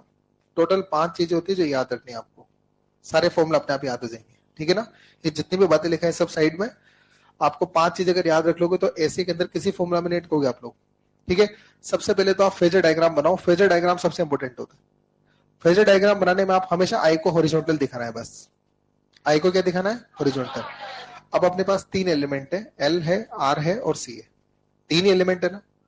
अब अपने को ये भी पता होता है कि यार आर का वोल्टेज आई के साथ होता है, एल का वोल्टेज आई से π/2 आगे होता है, सी का वोल्टेज आई से π/2 पीछे होता है। तो तीनों वोल्टेज को दिखाते हैं। चलिए तो तीनों वोल्टेज दिखाते हैं। इधर किसका वोल्टेज दिखाते हैं, आर का, वी आर। इधर एल का वोल्टेज दिखाते हैं, वी एल। और इधर सी का वोल्टेज दिखाते हैं, वी सी। बोलो क्लियर है ना। तो ये 3 एलिमेंट 3 तरह के वोल्टेज आपने यहाँ पर दिखा दिए। अब ध्यान से सुनना, जैसे मान लो फॉर एग्जाम्पल आपका सर्किट आरएल सर्किट है, तो आरएल सर्किट में ये सी वाला वोल्टेज गायब हो जाएगा। अगर आपका सर्किट मान लो आरसी सर्किट है, एल का वोल्टेज, कौन सा सर्किट माने अपन, कोई सा भी मान लो, फॉर एग्जाम्पल जैसे आरसी की बात कर लें, आरसी सर्किट में ये गायब कर देंगे। अब ये फेजर डायग्राम बच गया। अब आर का वोल्टेज आपके पास है और एल का और सी का वोल्टेज आपके पास है, नेट चाहिए तो क्या करेंगे, अरे बोलो क्या वेक्टर सम करेंगे ना। तो ये वाला जो लेंथ होगा ये क्या नेट वोल्टेज को बताएगा, और ये वीसी है तो ये भी वीसी, और ये फाई। तो बताओ नेट वोल्टेज आई को लीड करता है कि लेग करता है। तो फेजर डायग्राम बनते सारी जानकारी अपने आप, आगे कुछ याद रखने की जरूरत ही नहीं है। और मेरे हिसाब से फेजर डायग्राम में 5 से 10 सेकंड का टाइम लगता है, गलतियां नहीं होंगी इससे। एक बार आपकी हैबिट डल गई उसके बाद तो फेजर डायग्राम भी नहीं बनाना पड़ता। जैसे आपने सर्किट देखा आरएल सर्किट, अपने आप ही बोलोगे कि वी लीड करता है 90 से कम। आरसी की बात करेंगे तो वी लेग करता है 90 से कम। अपने आप ही चीज दिमाग में लगेगी आपकी, है ना। स्टार्टिंग में थोड़ा सा टाइम लग सकता है, लेकिन बाद में अगर एक बार प्रैक्टिस आपने अच्छी से कर ली तो फिर टाइम नहीं लगेगा बाद में ज्यादा। क्लियर है बात। तो देखो ध्यान से, तो बताइए पहली बात तो आरसी के बारे में क्या निकल रही है कि वी लीड करता है कि लेग करता है, वी लेग करता है। अच्छा कितना लेग करता है, 90 की 90 से कम, 90 से कम। तो कितना एंगल है वो भी निकालना पड़ेगा। सबसे पहले तो बोलो क्या नेट वोल्टेज निकाल दोगे, कौन कौन नेट वोल्टेज निकाल देगा क्या, तो एस वी आर और वीसी का पाइथागोरस कर दो, V R square plus VC square. अब एक बात और देख लेना, यहाँ पर ये जो वोल्टेज आप ले रहे हो ये पीक वैल्यूज है कि आरएमएस वैल्यूज है, कुछ भी ले सकते हो। अपने फेजर डायग्राम में तो पीक वैल्यू आती है, लेकिन एक बात बताओ ना, पीक से आरएमएस निकालने के लिए सब में बाई रूट 2 करोगे ना। तो जब सब में बाई रूट 2 करोगे तो आरएमएस का भी रिलेशन यही आएगा जो पीक का था। तो इंपॉर्टेंट बात, रिलेशन यही है, पीक के लिए भी यही है और आरएमएस के लिए भी यही है। लेकिन बस एक चीज ध्यान रखना, जब आप ये रिलेशन काम में लो तो या तो सारे वोल्टेजेस पीक में रहेंगे या सारे वोल्टेज आरएमएस में रहेंगे। ऐसा मत कर देना कुछ वोल्टेज को पीक और कुछ वोल्टेज को आरएमएस में डाल दो, या तो सारे वोल्टेज पीक पे रख दो या सारे वोल्टेज आरएमएस में रख दो। बोलो मामला क्लियर है। और जो चाहिए वो निकाल के रख दो, अगर आरएमएस चाहिए तो आरएमएस निकाल लो और पीक चाहिए तो पीक निकाल लो। क्या ये बात क्लियर है सभी को। तो आप तो बस ये याद रखो, इसके अंदर हो जाएगा वी नोट बराबर V R square plus V C square, या वी नोट भी छोड़ो वी बोल दो बस, बहुत है। ये नेट वोल्टेज हो गया आपका वी। बोलो क्लियर है। अब ये वी, ये पीक भी और इसका आरएमएस भी, अगर ये आरएमएस सही है तो ये दोनों आरएमएस रखने पड़ेंगे, और ये पीक में चाहिए तो ये दोनों पीक में रखने पड़ेंगे। क्या बात क्लियर है। अच्छा दूसरी बात मैंने आपको ये भी बताया था कि जहां जिसका वोल्टेज वहां उसकी रुकावट। तो बताओ क्या आरसी सर्किट की रुकावट क्या डायरेक्टली लिख सकते हैं यहाँ से, आरसी की रुकावट जेड, बोलो under root of R square plus X square. तो पहला फॉर्मूला वोल्टेज का, दूसरा फॉर्मूला रुकावट का। अच्छा तीसरा फॉर्मूला tan फाई का। सुनो डायग्राम में मत देखो, एक ही चीज याद रखो, tan फाई होता है x अपॉन आर, खत्म। tan फाई बराबर क्या होता है, x का मतलब रिएक्टेंस और r का मतलब रेजिस्टेंस। tan फाई बराबर क्या होता है, x अपॉन आर। अब एक बात बताना, जैसे आपका सर्किट है प्योर, आपका सर्किट है आरएल सर्किट, क्या सर्किट है, तो X L upon R. RL circuit में जो रिएक्टेंस है वो एल का आएगा, और अगर आरसी सर्किट है तो रिएक्टेंस सी का आएगा, तो उस केस में X C by R. tan phi बराबर एक्स अपॉन आर। अब एक्स का मतलब रिएक्टेंस, जैसा सर्किट वैसी रिएक्टेंस, जैसा सर्किट वैसे रिएक्टेंस। अगर आपका सर्किट मान लीजिए आरसी है तो एक्ससी अपॉन आर आ जाएगा, और अगर आपका सर्किट अगर आरएल है तो एक्सएल अपॉन आर आ जाएगा। क्या मामला क्लियर है? और सुनो, ये रुकावट वाला फॉर्मूला, जैसे इस वाले केस में मैं आरसी की बात कर रहा हूं तो बोलो एक्ससी अपॉन में आर, और अगर रुकावट वाले फॉर्मूले से आपने एक्ससी अपॉन आर लिख दिया तो मेरे हिसाब से वोल्टेज का फॉर्मूला भी लिख दोगे, एक्ससी की जगह वीसी और आर की जगह वीआर, जहां जिसका वोल्टेज वहां उसकी रुकावट। तो ये tan फाई का फॉर्मूला आपने रुकावट के टर्म में भी लिख दिया और वोल्टेज के टर्म में भी लिख दिया। क्या लिख दिया आपने? उसी तरह से देखो 5वें नंबर पर जो आपको याद रखना है, सॉरी 4th नंबर पर जो आपको याद रखना है वो क्या? अच्छा पहला तो ये था, सॉरी फेजर डायग्राम, ये 2, ये 3, ये 4 और ये 5 नंबर। ठीक है, 5 number power factor. Power factor का मतलब होता है cos फाई, और cos फाई का मतलब आर बाई जेड। कोई सा भी सर्किट है cos फाई का मतलब, तो ये पावर फैक्टर हो गया इस सर्किट का आर बाई जेड। क्या मामला क्लियर है? अब इधर देखिएगा आप सब लोग, है ना। अच्छा ये R by Z power factor हो गया, चाहे आपका प्योर सॉरी आपका आरसी है तो भी आर बाई जेड होगा, और अगर आपका आरएल है तो भी आर बाई जेड होगा। और पता है ये तो मैंने रुकावट के टर्म में लिखा है ना, क्या वोल्टेज के टर्म में लिखा सकते हैं? कितने बच्चे वोल्टेज के टर्म में लिखा सकते हैं इस फॉर्मूला को? बोलो, आर की रुकावट आर का वोल्टेज, नेट रुकावट नेट वोल्टेज, तो नेट रुकावट नेट वोल्टेज, है ना। तो आर बाई जेड लिखो या आर का वोल्टेज और नेट वोल्टेज लिखो, एक ही बात। ये क्या बात समझ में आ गई? अगर ये 5 फॉर्मूला आपको याद है तो बहुत आसानी से आप इनको याद रख सकते हो। और ग्राफ तो याद रखने पड़ेंगे सबके अलग अलग, ग्राफ तो डायरेक्ट याद रखने पड़ेंगे आपको। ग्राफ अगर एग्जाम में बनाने बैठ गए तो कम से कम 2 क्वेश्चन का टाइम ले जाएगा आपको ग्राफ बनाना। समझेंगे बात को? टाइम दोगे 2 क्वेश्चन का नंबर मिलेंगे 1 क्वेश्चन के। तो समझदारी याद रखने में कि वहां पर ग्राफ कैसा है ये सोचने में, याद रखने में समझदारी। ग्राफ तो सीधा याद रखना पड़ेगा आपको। किस किस का ग्राफ याद रखो? आरएल का, आरसी का और एलसी का। बोलो क्लियर है? याद रख पाएंगे? चलो ठीक है, अब सीधा क्वेश्चन पर आते हैं। लिखो क्वेश्चन। अच्छा अभी शुरुआती क्वेश्चन मैं करूंगा, आपको नहीं करना है। अभी जब मैं आपको देने लगूंगा ना क्वेश्चन, उसके बाद फिर आपको ही करना है। अभी स्टार्टिंग में आपको कुछ भी नहीं करना है, एक भी क्वेश्चन आपको भी नहीं करना है। शुरू के 2-3 क्वेश्चन मैं करूंगा, ठीक है। आपको सिर्फ क्वेश्चन को सोचने का पैटर्न क्या रहेगा ये समझना है बस। अभी क्वेश्चन बोल रहा हूं, लिखे, लिखो। इन AC circuit, a resistance of 5 ohm. In AC circuit, resistance of 5 ohm and inductor of 0.1 Henry. Resistance of 5 ohm, inductor of 0.1 Henry are connected in series. Are connected in series with voltage source. Connected in series with voltage source. Equation लिख दो board से। With voltage source V equals to 5 sin 50t. V equals to 5 sin 50t. ठीक है, find. 3 बातें find करेंगे। First लिखिएगा, phase difference between voltage and current. Phase difference between voltage and current. Second, impedance of circuit. Impedance of circuit. And third number, current in circuit. Current in circuit. चलिए एक बार board पे देखेंगे सब लोग, है ना। सबसे पहले तो बताओ, ये क्वेश्चन पढ़ने के बाद में आप आइडेंटिफाई करो सर्किट क्या है। सीरीज आरएल सर्किट है। तो देखो ये चीजें सोचने का तरीका है। अगर इस डायरेक्शन में सोचोगे ना, मेरी गारंटी अटकोगे नहीं आप लोग। पहले देखो, सबसे पहले तो कोई भी क्वेश्चन आता है तो यार उसको अप्रोच कैसे करना है, उसकी डायरेक्शन क्या रहनी चाहिए, पहले ये सीखना है। आंसर निकालना सेकंड थिंग है। चीजों को सोचने की डायरेक्शन अपनी सही होनी चाहिए पहले तो ना। तो देखो सबसे पहले तो मैंने क्वेश्चन को पढ़ते ही आइडेंटिफाई कर लिया कि सीरीज आ रहा है। ये कीवर्ड्स आप है ना सॉल्यूशन में भी लिखना। जब मैं आपको होमवर्क दूंगा तो जब आप होमवर्क करो तो ये कीवर्ड्स वहां पे भी लिखना। उससे क्या होगा ना कि सोचना आसान हो जाएगा थोड़ा सा, ठीक है। तो सीरीज आरएल सर्किट है, इसमें आर की वैल्यू दे रखी है आपको 5 ओम। बोलो आर की वैल्यू कितनी दे रखी है? तो रेजिस्टेंस आपको 5 ओम दे रखा है और एल दे रखा है आपको 0.1 हेनरी। बोलो क्लियर है? अच्छा, कई बार एग्जामिनर एल भी देता है, कई बार एक्सेल भी देता है। इंडक्टर के लिए तो देखो कई बार एल भी मिलता है और कई बार एक्सेल भी मिलता है। कैसे पहचाने सर एल दिया है कि एक्सेल दिया है? सबसे बढ़िया तरीका है यूनिट। सबसे बढ़िया तरीका क्या है? यूनिट सबसे बढ़िया तरीका है। किसको मैसेज कर रही है? फिर क्या कर रही थी?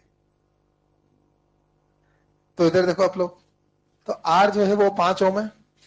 तो इंडक्टर के लिए कई बार एल दे रखा होता है और कई बार एक्सेल दे रखा होता है। सबसे बढ़िया तरीका है यूनिट से पहचानने का।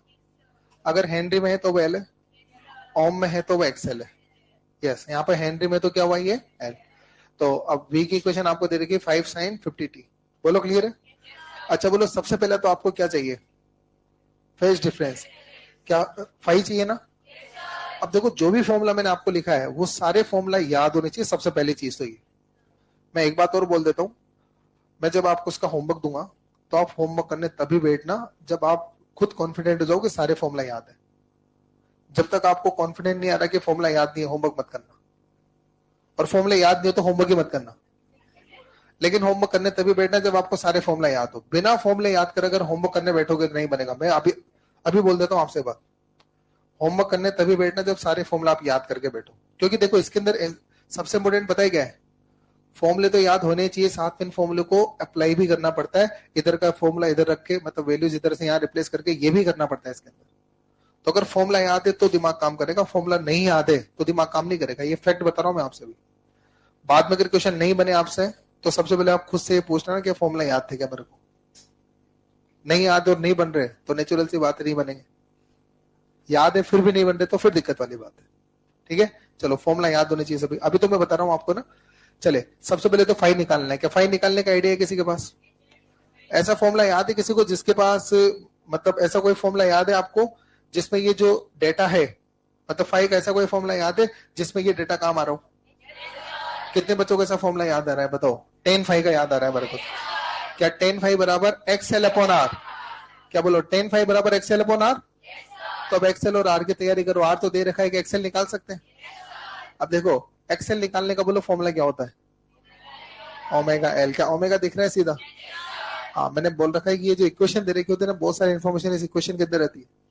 जैसे ओमेगा उसने डायरेक्ट नहीं दिया, इक्वेशन दे दी ना, तो ओमेगा अपने आप ही लिखना है इस इक्वेशन को देखकर। बोलो ओमेगा कितना? 50। तो ओमेगा तो हो गया 50 और एल कितना? 0.1। तो बोलो क्या 5 ओम? यूनिट्स का जरूर ध्यान रखें, एक्सेल की यूनिट ओम होती। तो एक्सेल आपने निकाल ही लिया और आर आपको दे रखा है। बोलो क्या 10 फाई का फॉर्मूला लगा दोगे? 10 फाई का फॉर्मूला एक्सेल अपॉन आर। बोल बेटा एक्सेल कितना है? 5। आर कितना है? 5। क्या 10 फाई बराबर 1? और 10 फाई बराबर 1 तो पाई बाई 4 रेडियन। ये साइन कोस 10 की वैल्यूज भी याद होनी चाहिए। ठीक है भाई। तो फाई बराबर आ गया पाई बाई 4 रेडियन। क्या पहला सवाल हो गया? अच्छा, दूसरा क्या पूछ लिया हमने? इम्पिडेंस। क्या जेड पूछ लिया? चलो, किस किस के दिमाग में जेड वाला फॉर्मूला याद आ गया बताओ आप? जेड वाला फॉर्मूला बोलो क्या होगा? जेड वाला formula under root of R square plus XL square. अच्छा सुनो, मेरे दिमाग में पहले ये आया ना, मैंने इससे कर दिया। हो सकता है आपके दिमाग में आ जाए कोस फाई बराबर आर बाई जेड। ये भी फॉर्मूला आ सकता है, कोस फाई बराबर, क्योंकि फाई पाई बाई 4 आ चुका है तो फाई की जगह तो पाई बाई 4 रख दोगे। आर आपके पास है तो सीधा जेड भी आ जाएगा वहां से। अरे बोलो आ जाएगा ना? तो कोस फाई बराबर आर बाई जेड से भी आप इसका आंसर निकाल सकते हो। मेरे दिमाग में आ गया Z equal to under root R square plus XL square. क्या मैं इससे भी आंसर निकाल दूंगा? चलो वैल्यूज रख देते हैं फटाफट से। तो देखो बेटा, जेड इक्वल टू बोलो क्या आएगा? अंडर रूट ऑफ 5 का स्क्वायर प्लस 5 का स्क्वायर। बोलो कितना आएगा? 5√2 ओम। तो ये जो जेड का वैल्यू आ गया वो 5√2 ओम आ गया। अच्छा, तीसरा देखो, करंट इन द सर्किट। बोलो आई पूछा है, कौन सा वैल्यू आएगा? आरएमएस। बाई डिफॉल्ट आरएमएस की बात करेंगे। जब तक बोले नहीं ना पीक चाहिए तब तक पीक पर सोचेंगे नहीं अपन। पीक अगर उसको पूछना होगा तो लिख के देगा कि पीक वैल्यू बताओ। जब तक नहीं बोल रहा तब तक आरएमएस में काम करना है। ये याद रख लेना है चैप्टर के अंदर। और बताओ इस चैप्टर में आई बराबर क्या लिखना है? V by Z. एक ही मंत्र याद रखो इस चैप्टर में। इस चैप्टर में आई का मतलब वी बाई जेड है। I equal to V upon R होगा ही नहीं। I equal to V upon R नहीं लिखना है इस चैप्टर में। आई का एक ही फॉर्मूला याद रखो, I equal to V by Z. अब जैसा सर्किट वैसा जेड। प्योर रजिस्टिव सर्किट है तो जेड हो जाएगा आर। इंडक्टिव सर्किट है एक्सएल। कैपेसिटिव है एक्सी। आरएल है ये हो जाएगा। और अगर आरसी है तो under root R square plus X square. तो इस चैप्टर में आई का मतलब वी बाई आर या वी बाई जेड? एक ही मत याद रखें, चैप्टर में आई का मतलब वी बाई जेड होता है। क्या वी आपके पास है क्या? बोलो, इस इक्वेशन से वी की कौन सी वैल्यू मिल रही है? पी। मुझे चाहिए आरएमएस। बोलो, इस इक्वेशन को देखकर कितने बच्चे, बोलना मत, वैल्यू सिर्फ हैंडेज करना, कितने बच्चे इस इक्वेशन को देखकर वी की आरएमएस वैल्यू लिखवा दोगे? बताओ आप। वी का आरएमएस वैल्यू, वी का आरएमएस वैल्यू 10, 2.5, 5, 5/√3, 5/√4, 5/√2। चले, तो v का जो आरएमएस वैल्यू हो जाएगा, बोलो वो क्या हो जाएगा? 5/√2 डिवाइडेड बाई 5। 5 से 5 कैंसिल आउट और आंसर इज 1/√2 एम्पियर। और 1/√2 एम्पियर को मैं 0.7 एम्पियर भी लिख सकता हूं। मेरी गलती। क्या ये 5√2 आ जाएगा ना? 5 से 5 कैंसिल और ये आ जाएगा आपका 1/2, और 1/2 का मतलब 0.5 एम्पियर। क्लियर है? लिख दे बेटा इसको।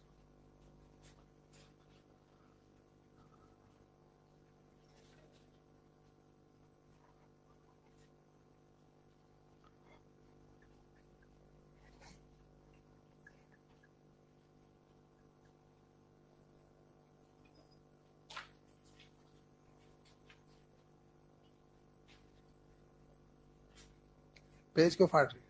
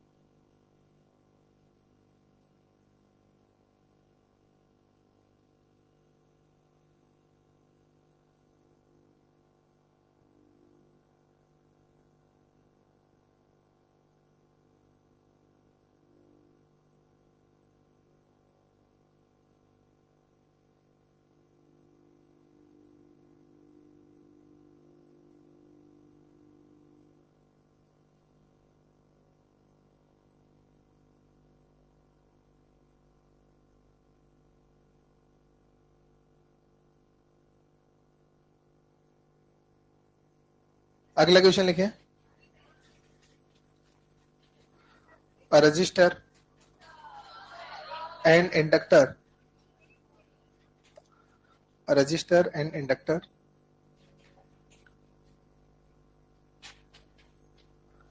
are connected in series.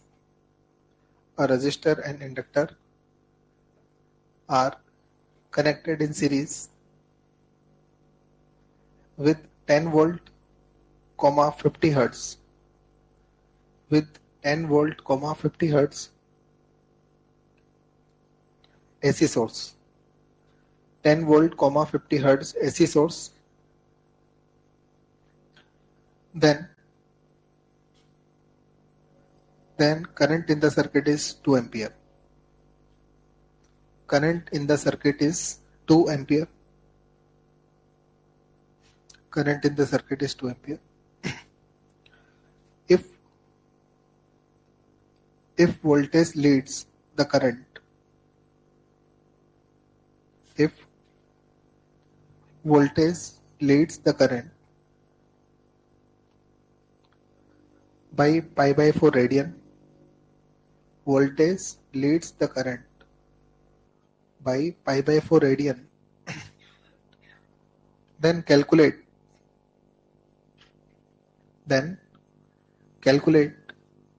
तीन चीजें कैलकुलेट करो इसमें भी। पहला है resistance, second is inductive reactance, and तीसरा है इंडक्टेंस।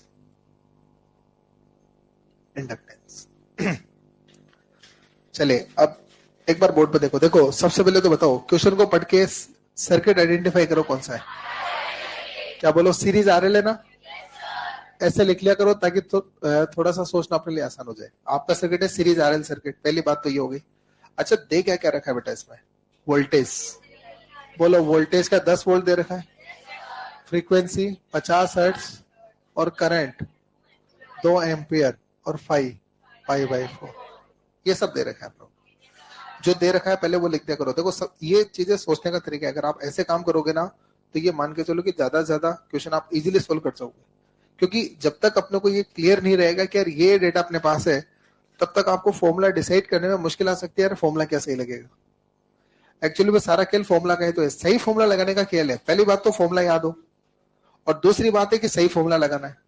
अब फॉर्मूला कौन सा लगाना है तो उसमें दिमाग तो जब चला पाएंगे ना जब अपने को पता तो चले कि यार मेरे पास है क्या पहले से। तो जो जो डेटा है वो लिख दिया करो आप लोग, जो जो दे रखा था वो सब लिख दिया मैंने। अब मुझे सही फॉर्मूला चूज करना है। बोलो सबसे पहले क्या चीज है?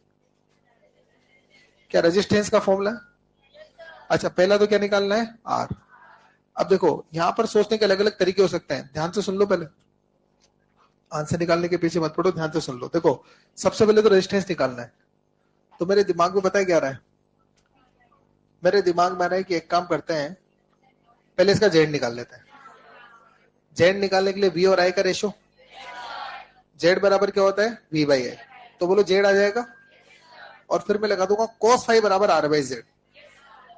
हो गया काम। पहले तो मैं जेड निकालूंगा वी बाई आई से, समझे? और फिर मैं cos फाइव क्या लगा दूंगा? R by Z. तो जेड में निकाल लिया, फाइव मेरे पास है, तो आर बचेगा, तो आर निकाल ही जाएगा उससे। बोलो आ जाएगा। फिर दूसरा क्या निकालना है? एक्सेल। टेन फाइव बराबर एक्सेल बाई आर। बोलो टेन फाइव बराबर एक्सेल बाई आर। क्या वहां से एक्सेल आ जाएगा? तीसरा क्या चाहिए? एल। तो एक्सेल बराबर ओमेगा एल, या 2 पाई/एफ एल। तो वहां से एल आ जाएगा।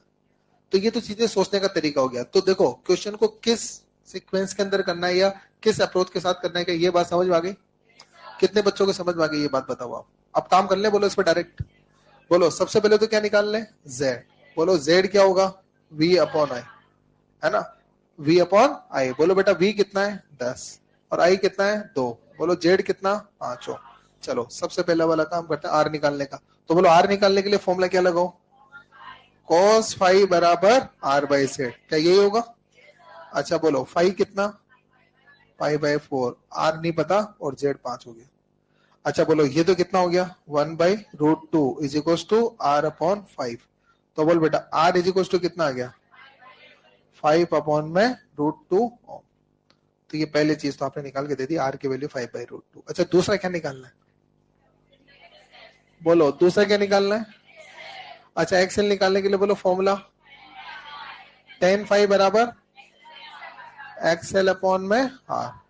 अच्छा मान लो किसी दिमाग में है कि सर मैं तो एक्सेल यहां से नहीं निकाल रही, जेड बराबर under root r² plus XL square से निकालना है। निकाल लो ना, कभी बुराई थोड़ी है उसमें भी, उससे भी आ जाएगा। भाई जेड आपके पास आ ही गया, और आर आपके पास आ ही गया, और अगर आप फॉर्मूला लगाते हो जेड बराबर under root r² plus XL square, क्या उससे भी आ जाएगा? बिल्कुल उससे आ जाएगा, लेकिन उसमें रूट में कैलकुलेशन जाएगी मेरे। तो मेरे पास सिंपल फॉर्मूला है तो मैं ये लगा रहा हूँ। लेकिन मैं फिर कह रहा हूँ एग्जाम में अगर आपके दिमाग में ये नहीं आ रहा है, अगर वो फॉर्मूला है तो आप उससे कर देना, कोई दिक्कत वाली बात नहीं है। कुल मिला के आंसर लाना है, जो फॉर्मूला पहले आ गया दिमाग में उस फॉर्मूला को अप्लाई करते हुए काम कर दो आप। ठीक है बेटा? तो बोलो टेन फाइव बराबर एक्सेल बाई आर है। बोलो फाइव की जगह कितना? 5/4। एक्सेल निकालना है, और आर कितना? 5/√2। बोलो यही होगा ना? टेन फाइव कितना? 1। तो एक्सेल अपॉन 5/√2। बोलो एक्सेल कितना आ गया? एक्सेल आपके पास आ गया 5/√2। ये दूसरा भी सोल्व हो गया अपना। अरे हो गया ना? चलिए बेटा उसके बाद में क्या है? एल।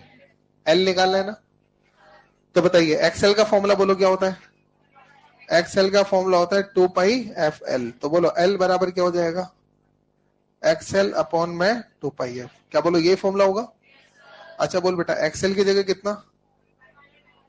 एक्सेल की जगह 5/√2, ये हो जाएगा 2 पाई, और एफ की जगह 50। बोलो यही होगा?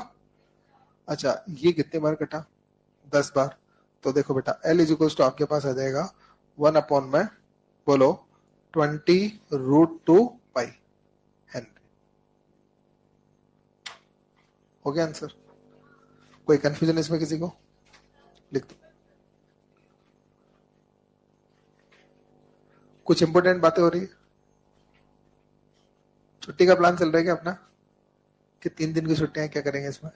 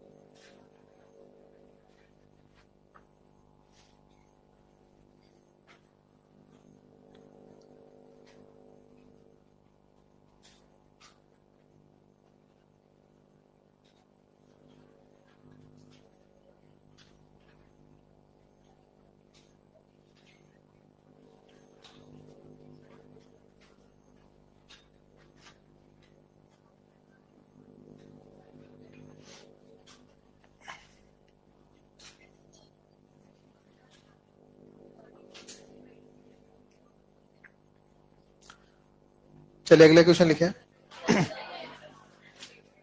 लिखे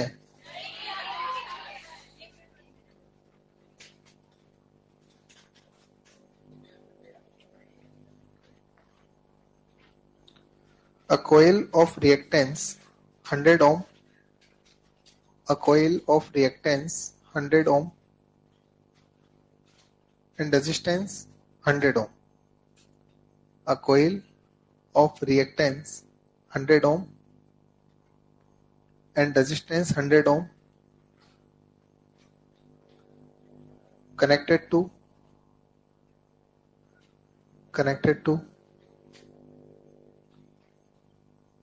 240 volt, 50 hertz AC source, connected to 240 volt,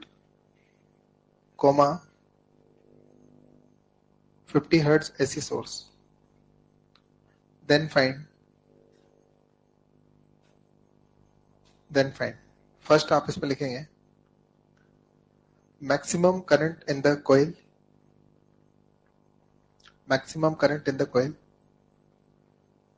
time lag between voltage and current, time lag between voltage and current, time lag between voltage and current, time leg निकालना है। चलो इधर देखो आप लोग एक बार, इसके बाद वाला सवाल आपके लिए रहेगा, अब से सारे क्वेश्चन आपके लिए रहेंगे। चलिए इधर देखिए, आप एक बार पहले चीजों को देख ले और समझ ले बेटा। कुछ चीजें नहीं भी आपके लिए जो भी सीखनी है आपको, वो डायरेक्ट अगर मैं थ्योरी में लिखाऊंगा तो इतना अच्छे से समझ में नहीं आएगा, क्वेश्चन के थ्रू वो चीजें क्लियर होती है। इधर देखो आप एक बार, देखो एक कोयल अपने पास है, चलो कोयल का मतलब एक इंडक्टर अपने पास है ना।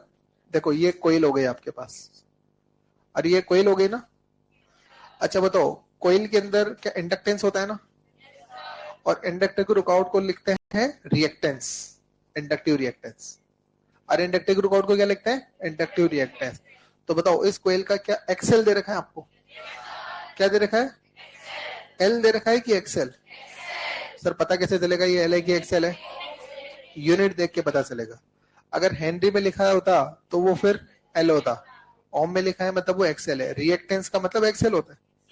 कोयल में रिएक्टेंस मतलब एक्सेल की बात हो रही है ना, क्या एल की बात हो रही है? एक्सेल। और ओम देखकर भी पहचान गए कि यार ये तो एक्सेल है, तो बोलो इसका एक्सेल कितना है? 100 ओम। अच्छा इसका रेजिस्टेंस कितना है? इसका रेजिस्टेंस जो है वो 100 ओम। अच्छा देखो, कोयल में आपको आर भी दिया और कोयल में आपको एक्सेल भी दिया, इसका मतलब उसने ये माना है कि इस कोयल में रेजिस्टेंस और इंडक्टेंस दोनों है। कोयल में रेजिस्टेंस और इंडक्टेंस क्या है? जनरली अपन क्या करते थे जब ईएमआई पढ़ रहे थे, कोयल में रेजिस्टेंस को अपन उड़ा देते थे। कोयल का रेजिस्टेंस अपन कंसिडर करते थे कि नहीं? कोयल में रेजिस्टेंस को अपन नेग्लिजिबल मान लेते थे, कोयल में अपन सिर्फ इंडक्टेंस मानते थे। लेकिन अगर क्वेश्चन दे दे कि कोयल में रेजिस्टेंस भी है, तो अब रेजिस्टेंस को उड़ाना मत आप लोग, रेजिस्टेंस भी कंसिडर होगा कोयल का। तो एक तरीके से इस कोयल में आर और एल दोनों है। इस कोयल में क्या है? तो यहां से सबसे पहले तो मैंने पहचान लिया कि this is series RL circuit. ये आरएल सर्किट है आपका। कैसे पता चला सर आरएल सर्किट है? कोयल की बात हो रही है ना, कोयल तो इंडक्टिव सर्किट होता है ना। नहीं, अगर रेजिस्टेंस नहीं देता ना, इसका रेजिस्टेंस कंसिडर करने की बात अगर नहीं करता तो फिर मैं इसको एल मानता बस। लेकिन इसने इसका रिएक्टेंस भी दिया और रेजिस्टेंस भी दिया, इसका मतलब कोयल में आर भी है और कोयल में एल भी है, दोनों है, तो ये आरएल सर्किट बना। बताओ ये एल सर्किट मानना है कि आरएल मानना है? ये कितने बच्चों के बात समझ में आ गई पहले तो बताओ। ये नहीं समझ में आई? नहीं आ गई पक्का? किसी के नहीं समझ में आया तो बोल दो बेटा, तो बोर्ड पर लिखा है सब कुछ। आ गई समझ में? अब जो जो दे रखा है वो लिखो। देखो चीजें सोचने का तरीका है पहले तो। अब क्या क्या दे रखा है बोलो? वोल्टेज। बोलो वोल्टेज कितना है? 240। अच्छा फ्रीक्वेंसी कितनी है? बोलो फ्रीक्वेंसी क्या 50 हर्ट्ज है? चलो निकालना क्या है? सबसे पहले तो मैक्सिमम करंट। मैक्सिमम करंट, अच्छा मैक्सिमम तो रूट टू करके निकाल लेंगे। आरएमएस निकाल लो ना पहले तो। अरे पहले क्या निकाल दो? मैं तो आरएमएस निकालना जानता हूं, मैं तो आरएमएस निकाल के रख दूंगा, और आरएमएस अगर मेरे पास आ गया तो मैक्सिमम निकालना कोई बड़ा काम नहीं है। आरएमएस को रूट टू से मल्टीप्लाई कर देंगे तो मैक्सिमम आ जाएगा। तो देखो सबसे पहले तो आई बराबर, बोलो आई बराबर क्या? इस चैप्टर में एक ही मंत्र याद रखना, आई बराबर वी बाई आर नहीं बोलना है, आई बराबर वी बाई आर डीसी में होता है। अपने एसी में आई बराबर वी बाई आर नहीं बोलना है, एसी के अंदर आई बराबर क्या बोलते हैं? V by Z. ये बात समझ में आती है? तो आई बराबर हो गया वी बाई जेड। वी तो 240 का, जेड निकाल दोगे? कितने बच्चे जेड निकाल के दे देंगे सर्किट में, बताओ क्या निकाल दोगे? बोलो बेटा जेड बराबर हो जाएगा under root of XL square plus R square. बोलो क्या होगा? 100 का स्क्वायर प्लस फिर से 100 का स्क्वायर। तो बोलो क्या ये 100 रूट टू हो जाएगा ना? तो 100 रूट टू ओम। अब आई निकाल दोगे ना? बोलो बेटा वी कितना है? 240। वी 240। और बोलो ये कितना है? क्या बोलो? 100 रूट टू। बोलो ये एम्पेयर में आ गया ना? आपको चाहिए क्या बोलो? अरे आई का पीक वैल्यू चाहिए ना? तो बोलो बेटा आई का पीक वैल्यू अगर आपको चाहिए तो बोलो पीक वैल्यू चाहिए तो क्या करोगे? Root two into I R M S, यही करोगे ना? तो root two into I R M S. बोलो root two into I R M S, यहां से लिख दो। बोलो कितना? 240 अपॉन में 100 रूट टू। क्या रूट टू से रूट टू कैंसिल? और ये आपके पास आ गया 2.4 एम्पियर। तो करंट का पीक वैल्यू 2.4 एम्पियर आ गया। ये बात समझ में आ गई? दूसरा क्या पूछा उसने? अच्छा दूसरा क्या पूछा? अच्छा टाइम लेग पूछा ना। Delta phi upon 2 pi is equal to delta T upon capital T. ये फॉर्मूला लगेगा। बोलो अब इसके लिए देखो मुझे दो चीजें चाहिए, एक तो डेल्टा फाई चाहिए और एक टी चाहिए। क्या दोनों निकाल लोगे? अच्छा टी बराबर तो क्या होगा? 1/f। तो टी बराबर तो आपका 1/50 आ गया। अच्छा बोलो क्या फाई निकाल के दे सकते हो? कितने बच्चों के दिमाग में फाई निकालने का आइडिया है? यस, कौन सा फॉर्मूला? क्या 10? अब देखो ना इसके क्वेश्चन बहुत आसानी से बन रहे हैं, लेकिन वो तब बन रहे जब सारे फॉर्मूला याद हो रहे हैं। फॉर्मूला याद है तो क्वेश्चन बनाना आसान है, अगर फॉर्मूला नहीं याद होंगे ना तो क्वेश्चन बनाना बहुत मुश्किल लगेगा यहाँ पर आपको। मतलब इस चैप्टर को सिंपल करना और टफ करना सब अपने ऊपर डिपेंड करता है। सिंपल भी अपन कर सकते हो, टफ भी अपन कर सकते हो। फॉर्मूला मत याद रखो, पेन ही नहीं चला पाओगे इस क्वेश्चन। मजाक नहीं करना आपसे। और सारे फॉर्मूला याद रखने के बाद इसको सोल्व करना है बेटो, बहुत आराम से सोल्व कर जाओगे आप लोग।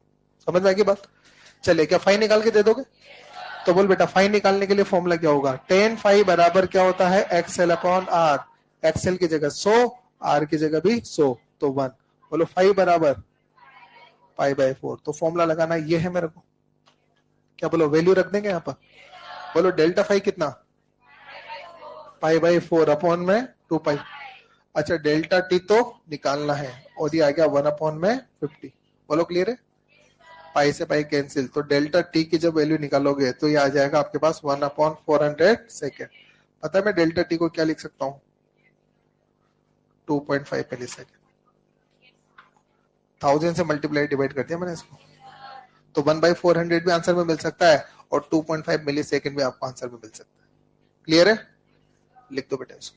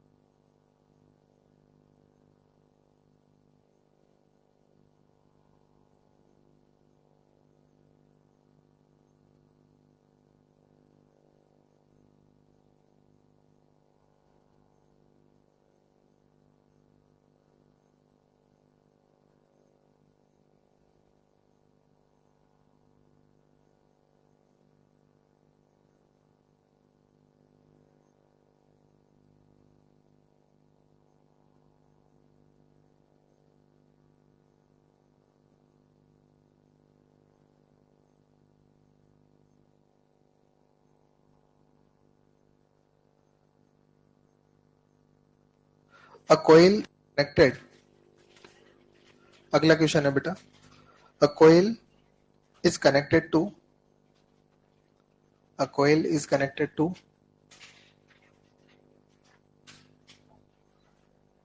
a coil is connected to 12 volt 12 volt DC source. A coil is connected to 12 volt DC source. Coil is connected to 12 volt DC source. Then current is 4 ampere. Then current is 4 ampere. Current is 4 ampere. If the same coil is connected to, if the same coil is connected to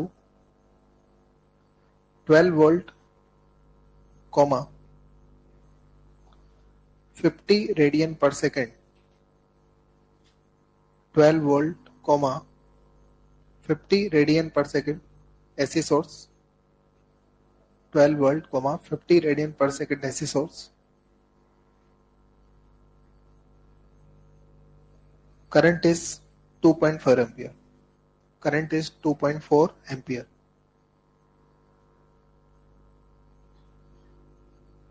Find resistance and inductance of the coil. Find resistance and inductance of the coil. Resistance and inductance of the coil.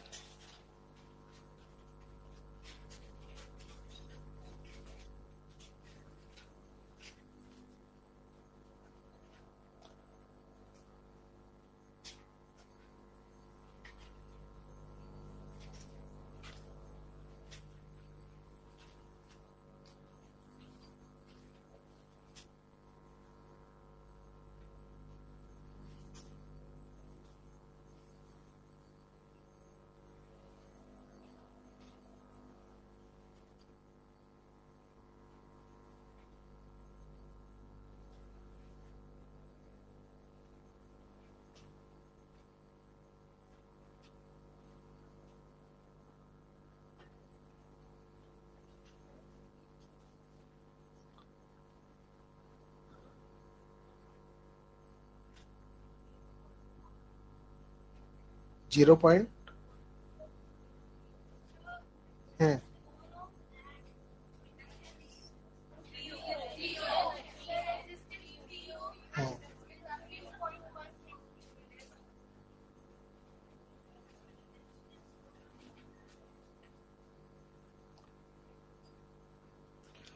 अच्छा देखो ये कोयल है और कोयल में are और L दोनों पूछे हैं। कोयल का क्या पूछे, आर और एल। तो कोयल में आर भी और कोयल में एल भी है, दोनों चीजें ना।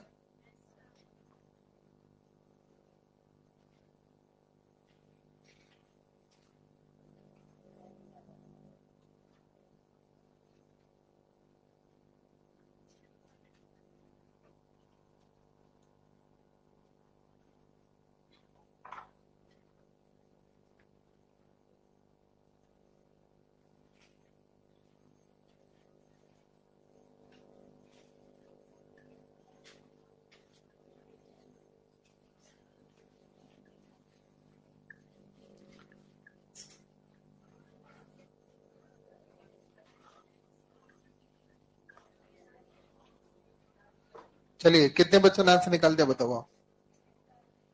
कितने बच्चों का आंसर आ गया पहले तो बताओ आप। आंसर आ गया। आर कितना, 3 ओम। और एल कितना, हाँ सही है, 80 मिली हेनरी।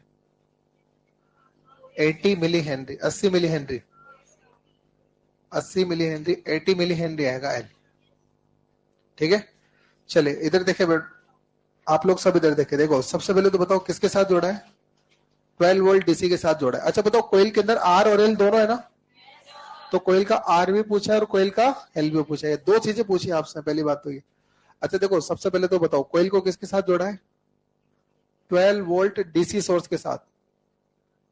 अच्छा जब आप कोयल को जब 12 वोल्ट डीसी सोर्स के साथ जोड़ोगे ना, तो बताइए बेटा इस आई को क्या लिखोगे, V अपॉन आर, भूलना मत, डीसी में अपन आई बराबर V अपॉन आर लिखते हैं, आई बराबर V अपॉन जेड इस चैप्टर में लिखते हैं। तो जब ऐसी सोर्स होता है ना तो आई बराबर V बाई जेड होता है, और जब डीसी होता है तब आई बराबर V बाई आर होता है। तो बताओ जब डीसी के साथ जोड़ोगे तो आई बराबर V बाई आर या V by Z? V by R. DC के साथ तो V बाई आर और एसी के साथ V बाई जेड, समझ गए ना? हाँ तो बताइए आई कितना है बेटा? 4, V कितना है? 12, और ये R, तो यहां से तो R मिल गया। बोलो बोलो R कितना? 3 ओम। तो पहला पार्ट तो सोल्व हो गया। अरे कोयल का रेजिस्टेंस तो आ गया ना? चलिए अब कोयल को किसके साथ जोड़े?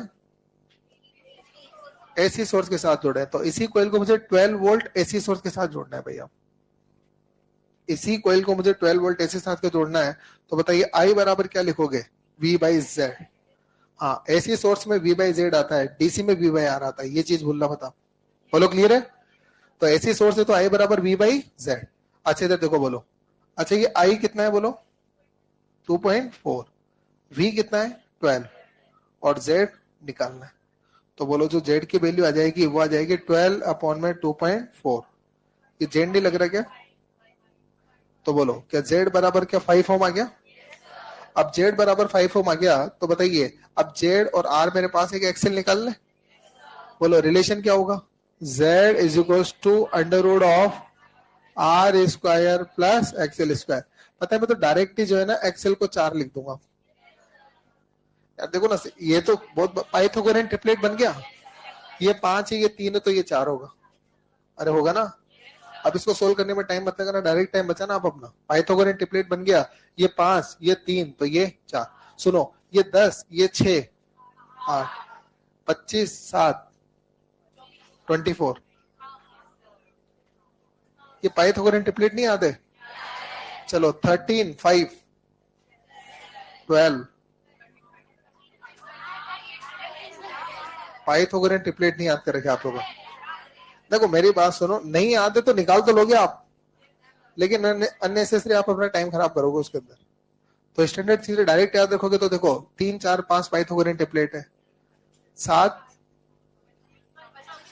24, 25 पाइथागोरन ट्रिपलेट है, 5, 12, 13 पाइथागोरन ट्रिपलेट है, 6, 8 और 10 भी पाइथागोरन ट्रिपलेट है। याद है आपको? तो ये चीजें अगर डायरेक्ट याद रहेंगी तो आपका टाइम बचेगा। जैसे एक 5 है और एक 3 है, तो तीसरा मैंने सोल्व थोड़ी करा, तीसरा डायरेक्ट ही 4 लिखा मैंने। तो यहाँ पर छोटी छोटी चीजों में टाइम बचेगा ना आपका, तब जाकर आपको एक टाइम में डिफरेंस नजर आएगा। बोलो क्या एक्सेल 4 आ गया?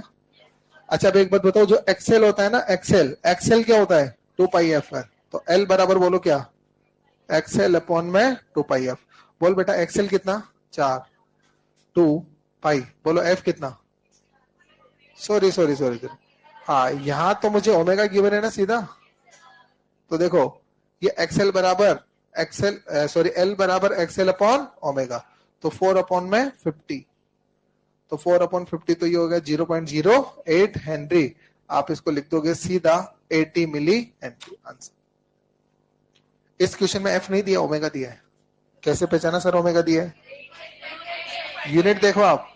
अच्छा फ्रीक्वेंसी को किस में लिखते हैं? हर्ट्ज में, या साइकिल पर सेकंड में भी लिखते हैं, है ना? रिवोल्यूशन पर सेकंड में भी लिखते हैं। रिवोल्यूशन पर सेकंड फ्रीक्वेंसी है, साइकिल पर सेकंड भी फ्रीक्वेंसी है, हर्ट्ज भी फ्रीक्वेंसी है, रेडियन पर सेकंड ओमेगा। एफ नहीं ओमेगा होता है ना, तो ओमेगा डायरेक्ट दे रखा था इसमें। तो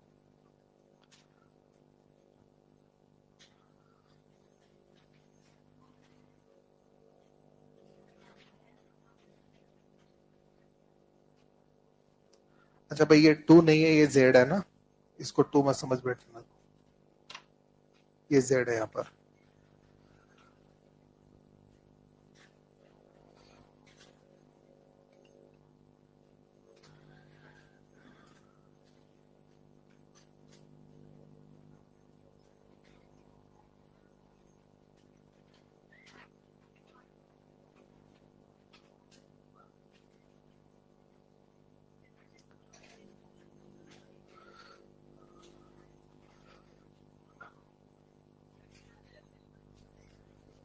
अगला क्वेश्चन बोल दो।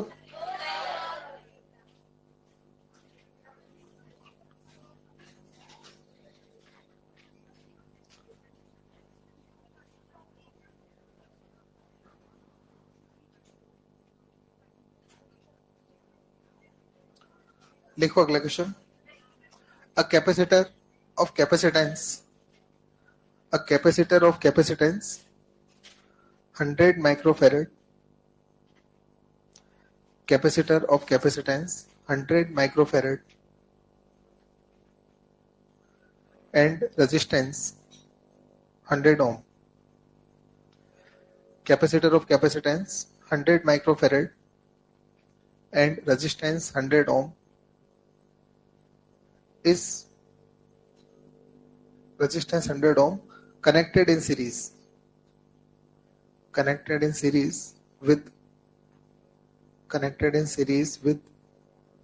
100 volt comma 50 hertz AC source, connected in series with 100 volt comma 50 hertz AC source. Find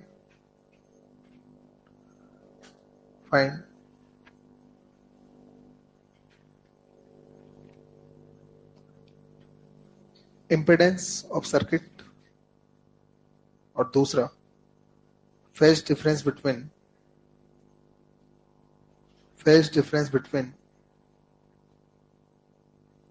voltage and current, phase difference between voltage and current.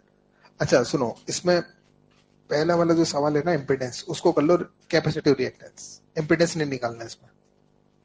पहला जो सवाल लिखा है ना मैंने, क्या बोला उसमें, इम्पीडेंस ऑफ द सर्किट, उसको काट के लिख लो capacitive reactance of the circuit. Impedance नहीं निकालना, कैपेसिटिव रिएक्टेंस निकालना है पहले सवाल में, capacitive reactance of the circuit.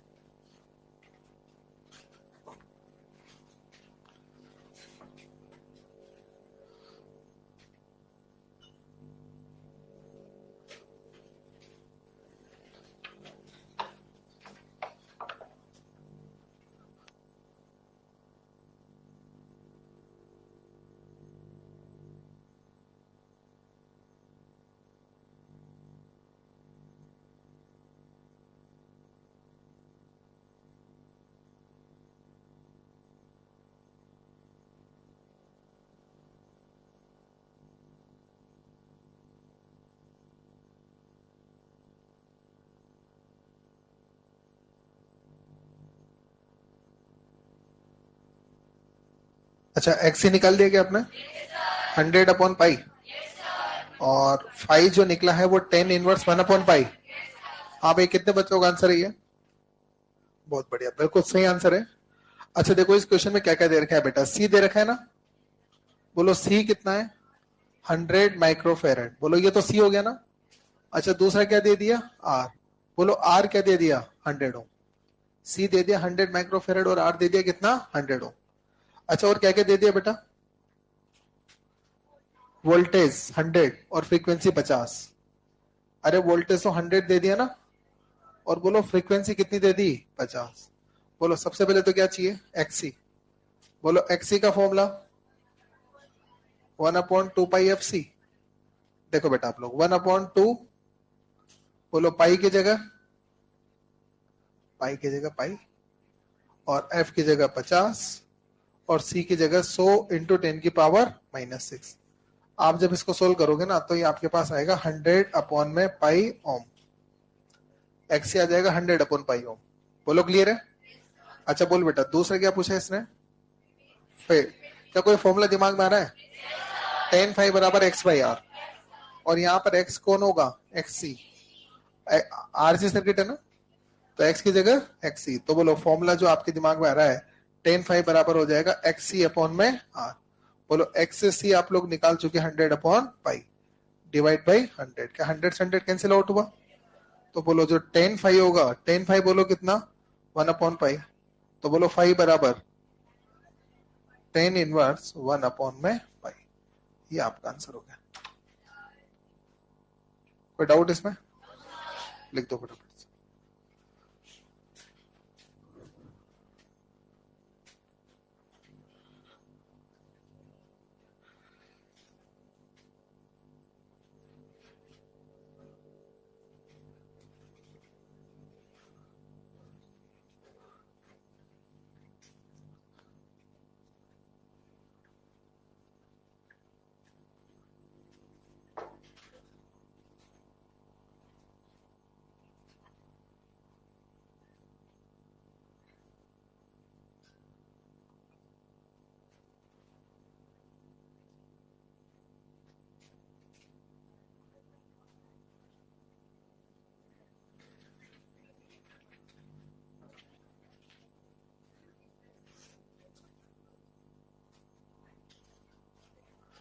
चलिए अगला क्वेश्चन बोल रहा हूं, लिखो, ये लिख दो 110 वोल्ट कोमा 60 वाट 110 वोल्ट कोमा 60 वाट लैंप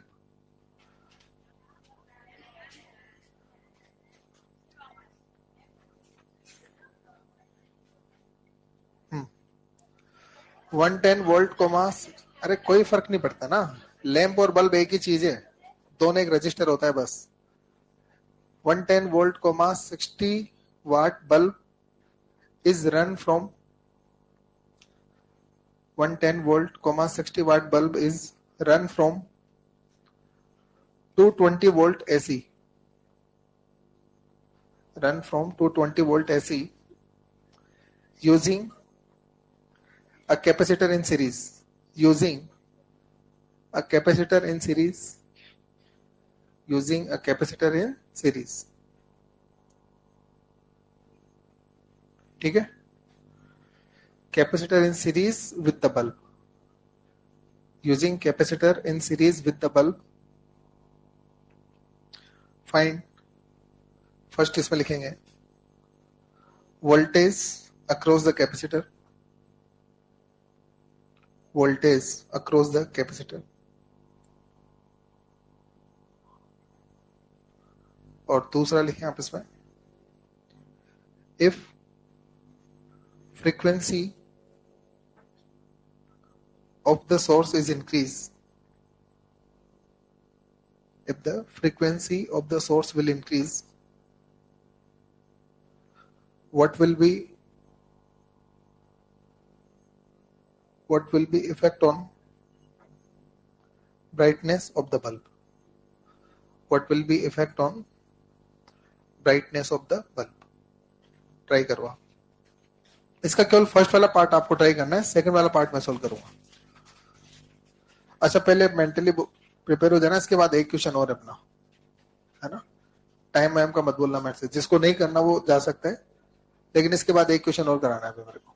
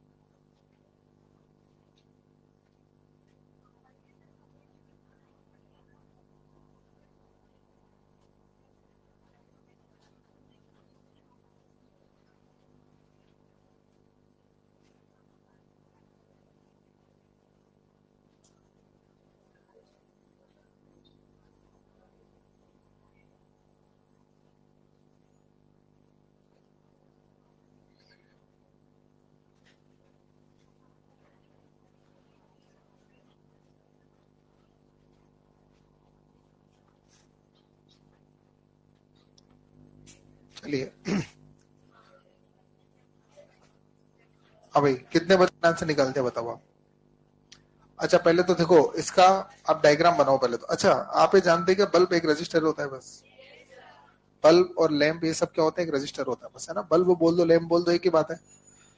क्वेश्चन में बोल रहे हैं कि एक बल्ब को कैपेसिटर के साथ सीरीज में जोड़ा गया है, बल्ब को किसके साथ, तो देखो पहले तो डायग्राम बनाओ आप इसका, देखो ये तो बल्ब हो गया और ये कैपेसिटर हो गया। अच्छा बोलो बल्ब के साथ क्या क्या डेटा दे रखा है, 110 वोल्ट और 60 वाट।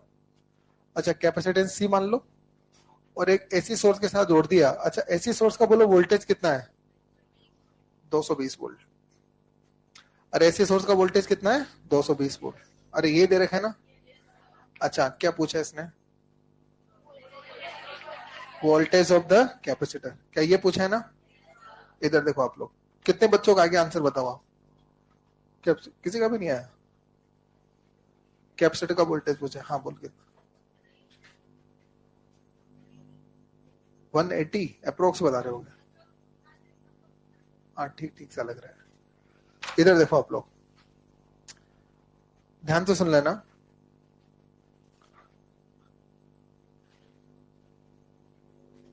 हो गया क्वेश्चन खत्म।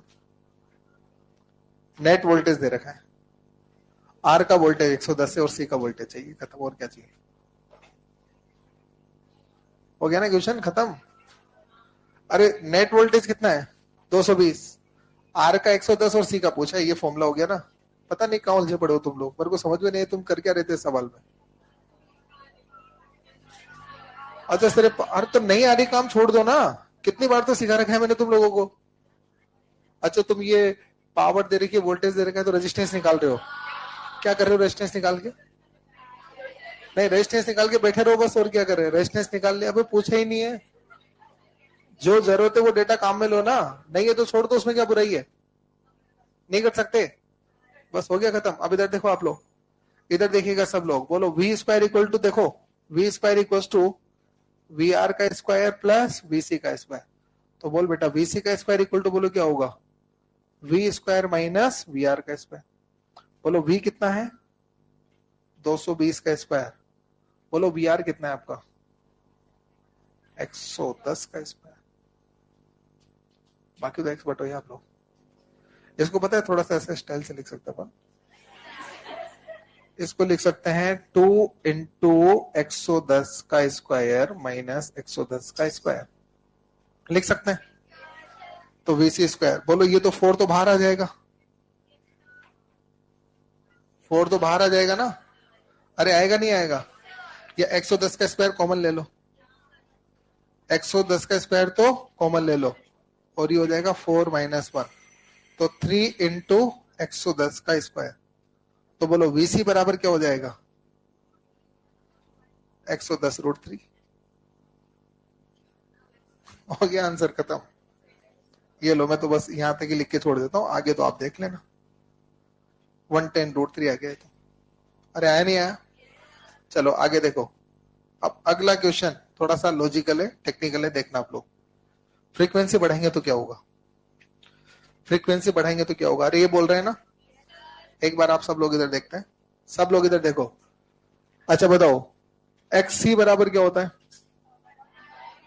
या x C proportional to 1/f होता है? एक्स सी प्रोपोर्शनल टू क्या होता है? तो आप ये बताइए, अगर आप फ्रीक्वेंसी बढ़ाते हैं तो फ्रीक्वेंसी बढ़ाने से एक्स सी कम होता है। अरे फ्रीक्वेंसी बढ़ाने से क्या एक्स सी कम होगा ना? अगर आप फ्रीक्वेंसी बढ़ाएंगे तो एक्स सी क्या होगा? कम। और एक बात बताओ, आई बराबर क्या होता है? V by Z. अरे यही होता है, और जेड का मतलब हो गया under root of R square plus X square. अरे यही हुआ ना? तो आप ये बताइए, जब आप फ्रीक्वेंसी बढ़ा रहे हो तो फ्रीक्वेंसी बढ़ाने से बोले क्या हुआ? एक्सी कम, और एक्सी कम तो आई बढ़ गया। तो सर्किट में पहले जितना करंट कि पहले से ज्यादा करंट? पहले से ज्यादा करंट। अरे सर्किट में क्या पहले ज्यादा करंट होगा ना? तो एक्सी कम होने से सर्किट में करंट पहले से ज्यादा, और सर्किट में करंट अगर पहले से ज्यादा, तो बताइए बल्ब की जो पावर होती है ना, बल्ब की जो पावर होती है वो होती है I square into R. R तो कांस्टेंट है, तो power proportional to current. Current increase हो जाएगा तो करंट इंक्रीज होने से बोलो बल्ब की पावर भी इंक्रीज हो जाएगी। पावर इंक्रीज मतलब पावर कंजम्पशन बढ़ जाएगा, तो बल्ब की ब्राइटनेस बढ़ जाएगी। एक और क्वेश्चन करना है अपने, जिनको नहीं करना वो क्लास से जा सकता है। ये होमवर्क लिख दिया मैंने इधर, है ना, साइड में देख लेना।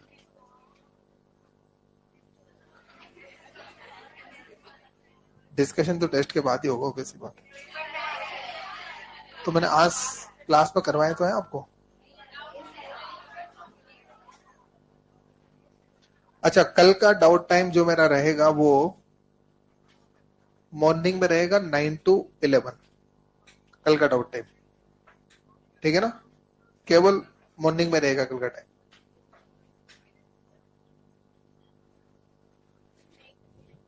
हाँ यहाँ तक आएगा, सच में आएगा, इस बार मैं मजाक थोड़ी कर रहा हूँ, और जानबूझ कर दिया है मैंने तो इस बार, क्योंकि इसके पहले तक आप लोग क्या कर रहे थे कि टेस्ट के पहले जो मैं आपको पढ़ाया करता था उसको बहुत लाइट दे रहे थे, आप लोग पढ़ते ही नहीं थे उसको। सारे बच्चे की नहीं कह रहा हूं मैं। क्या हुआ? इस बार तो कंफर्म आ रहा है।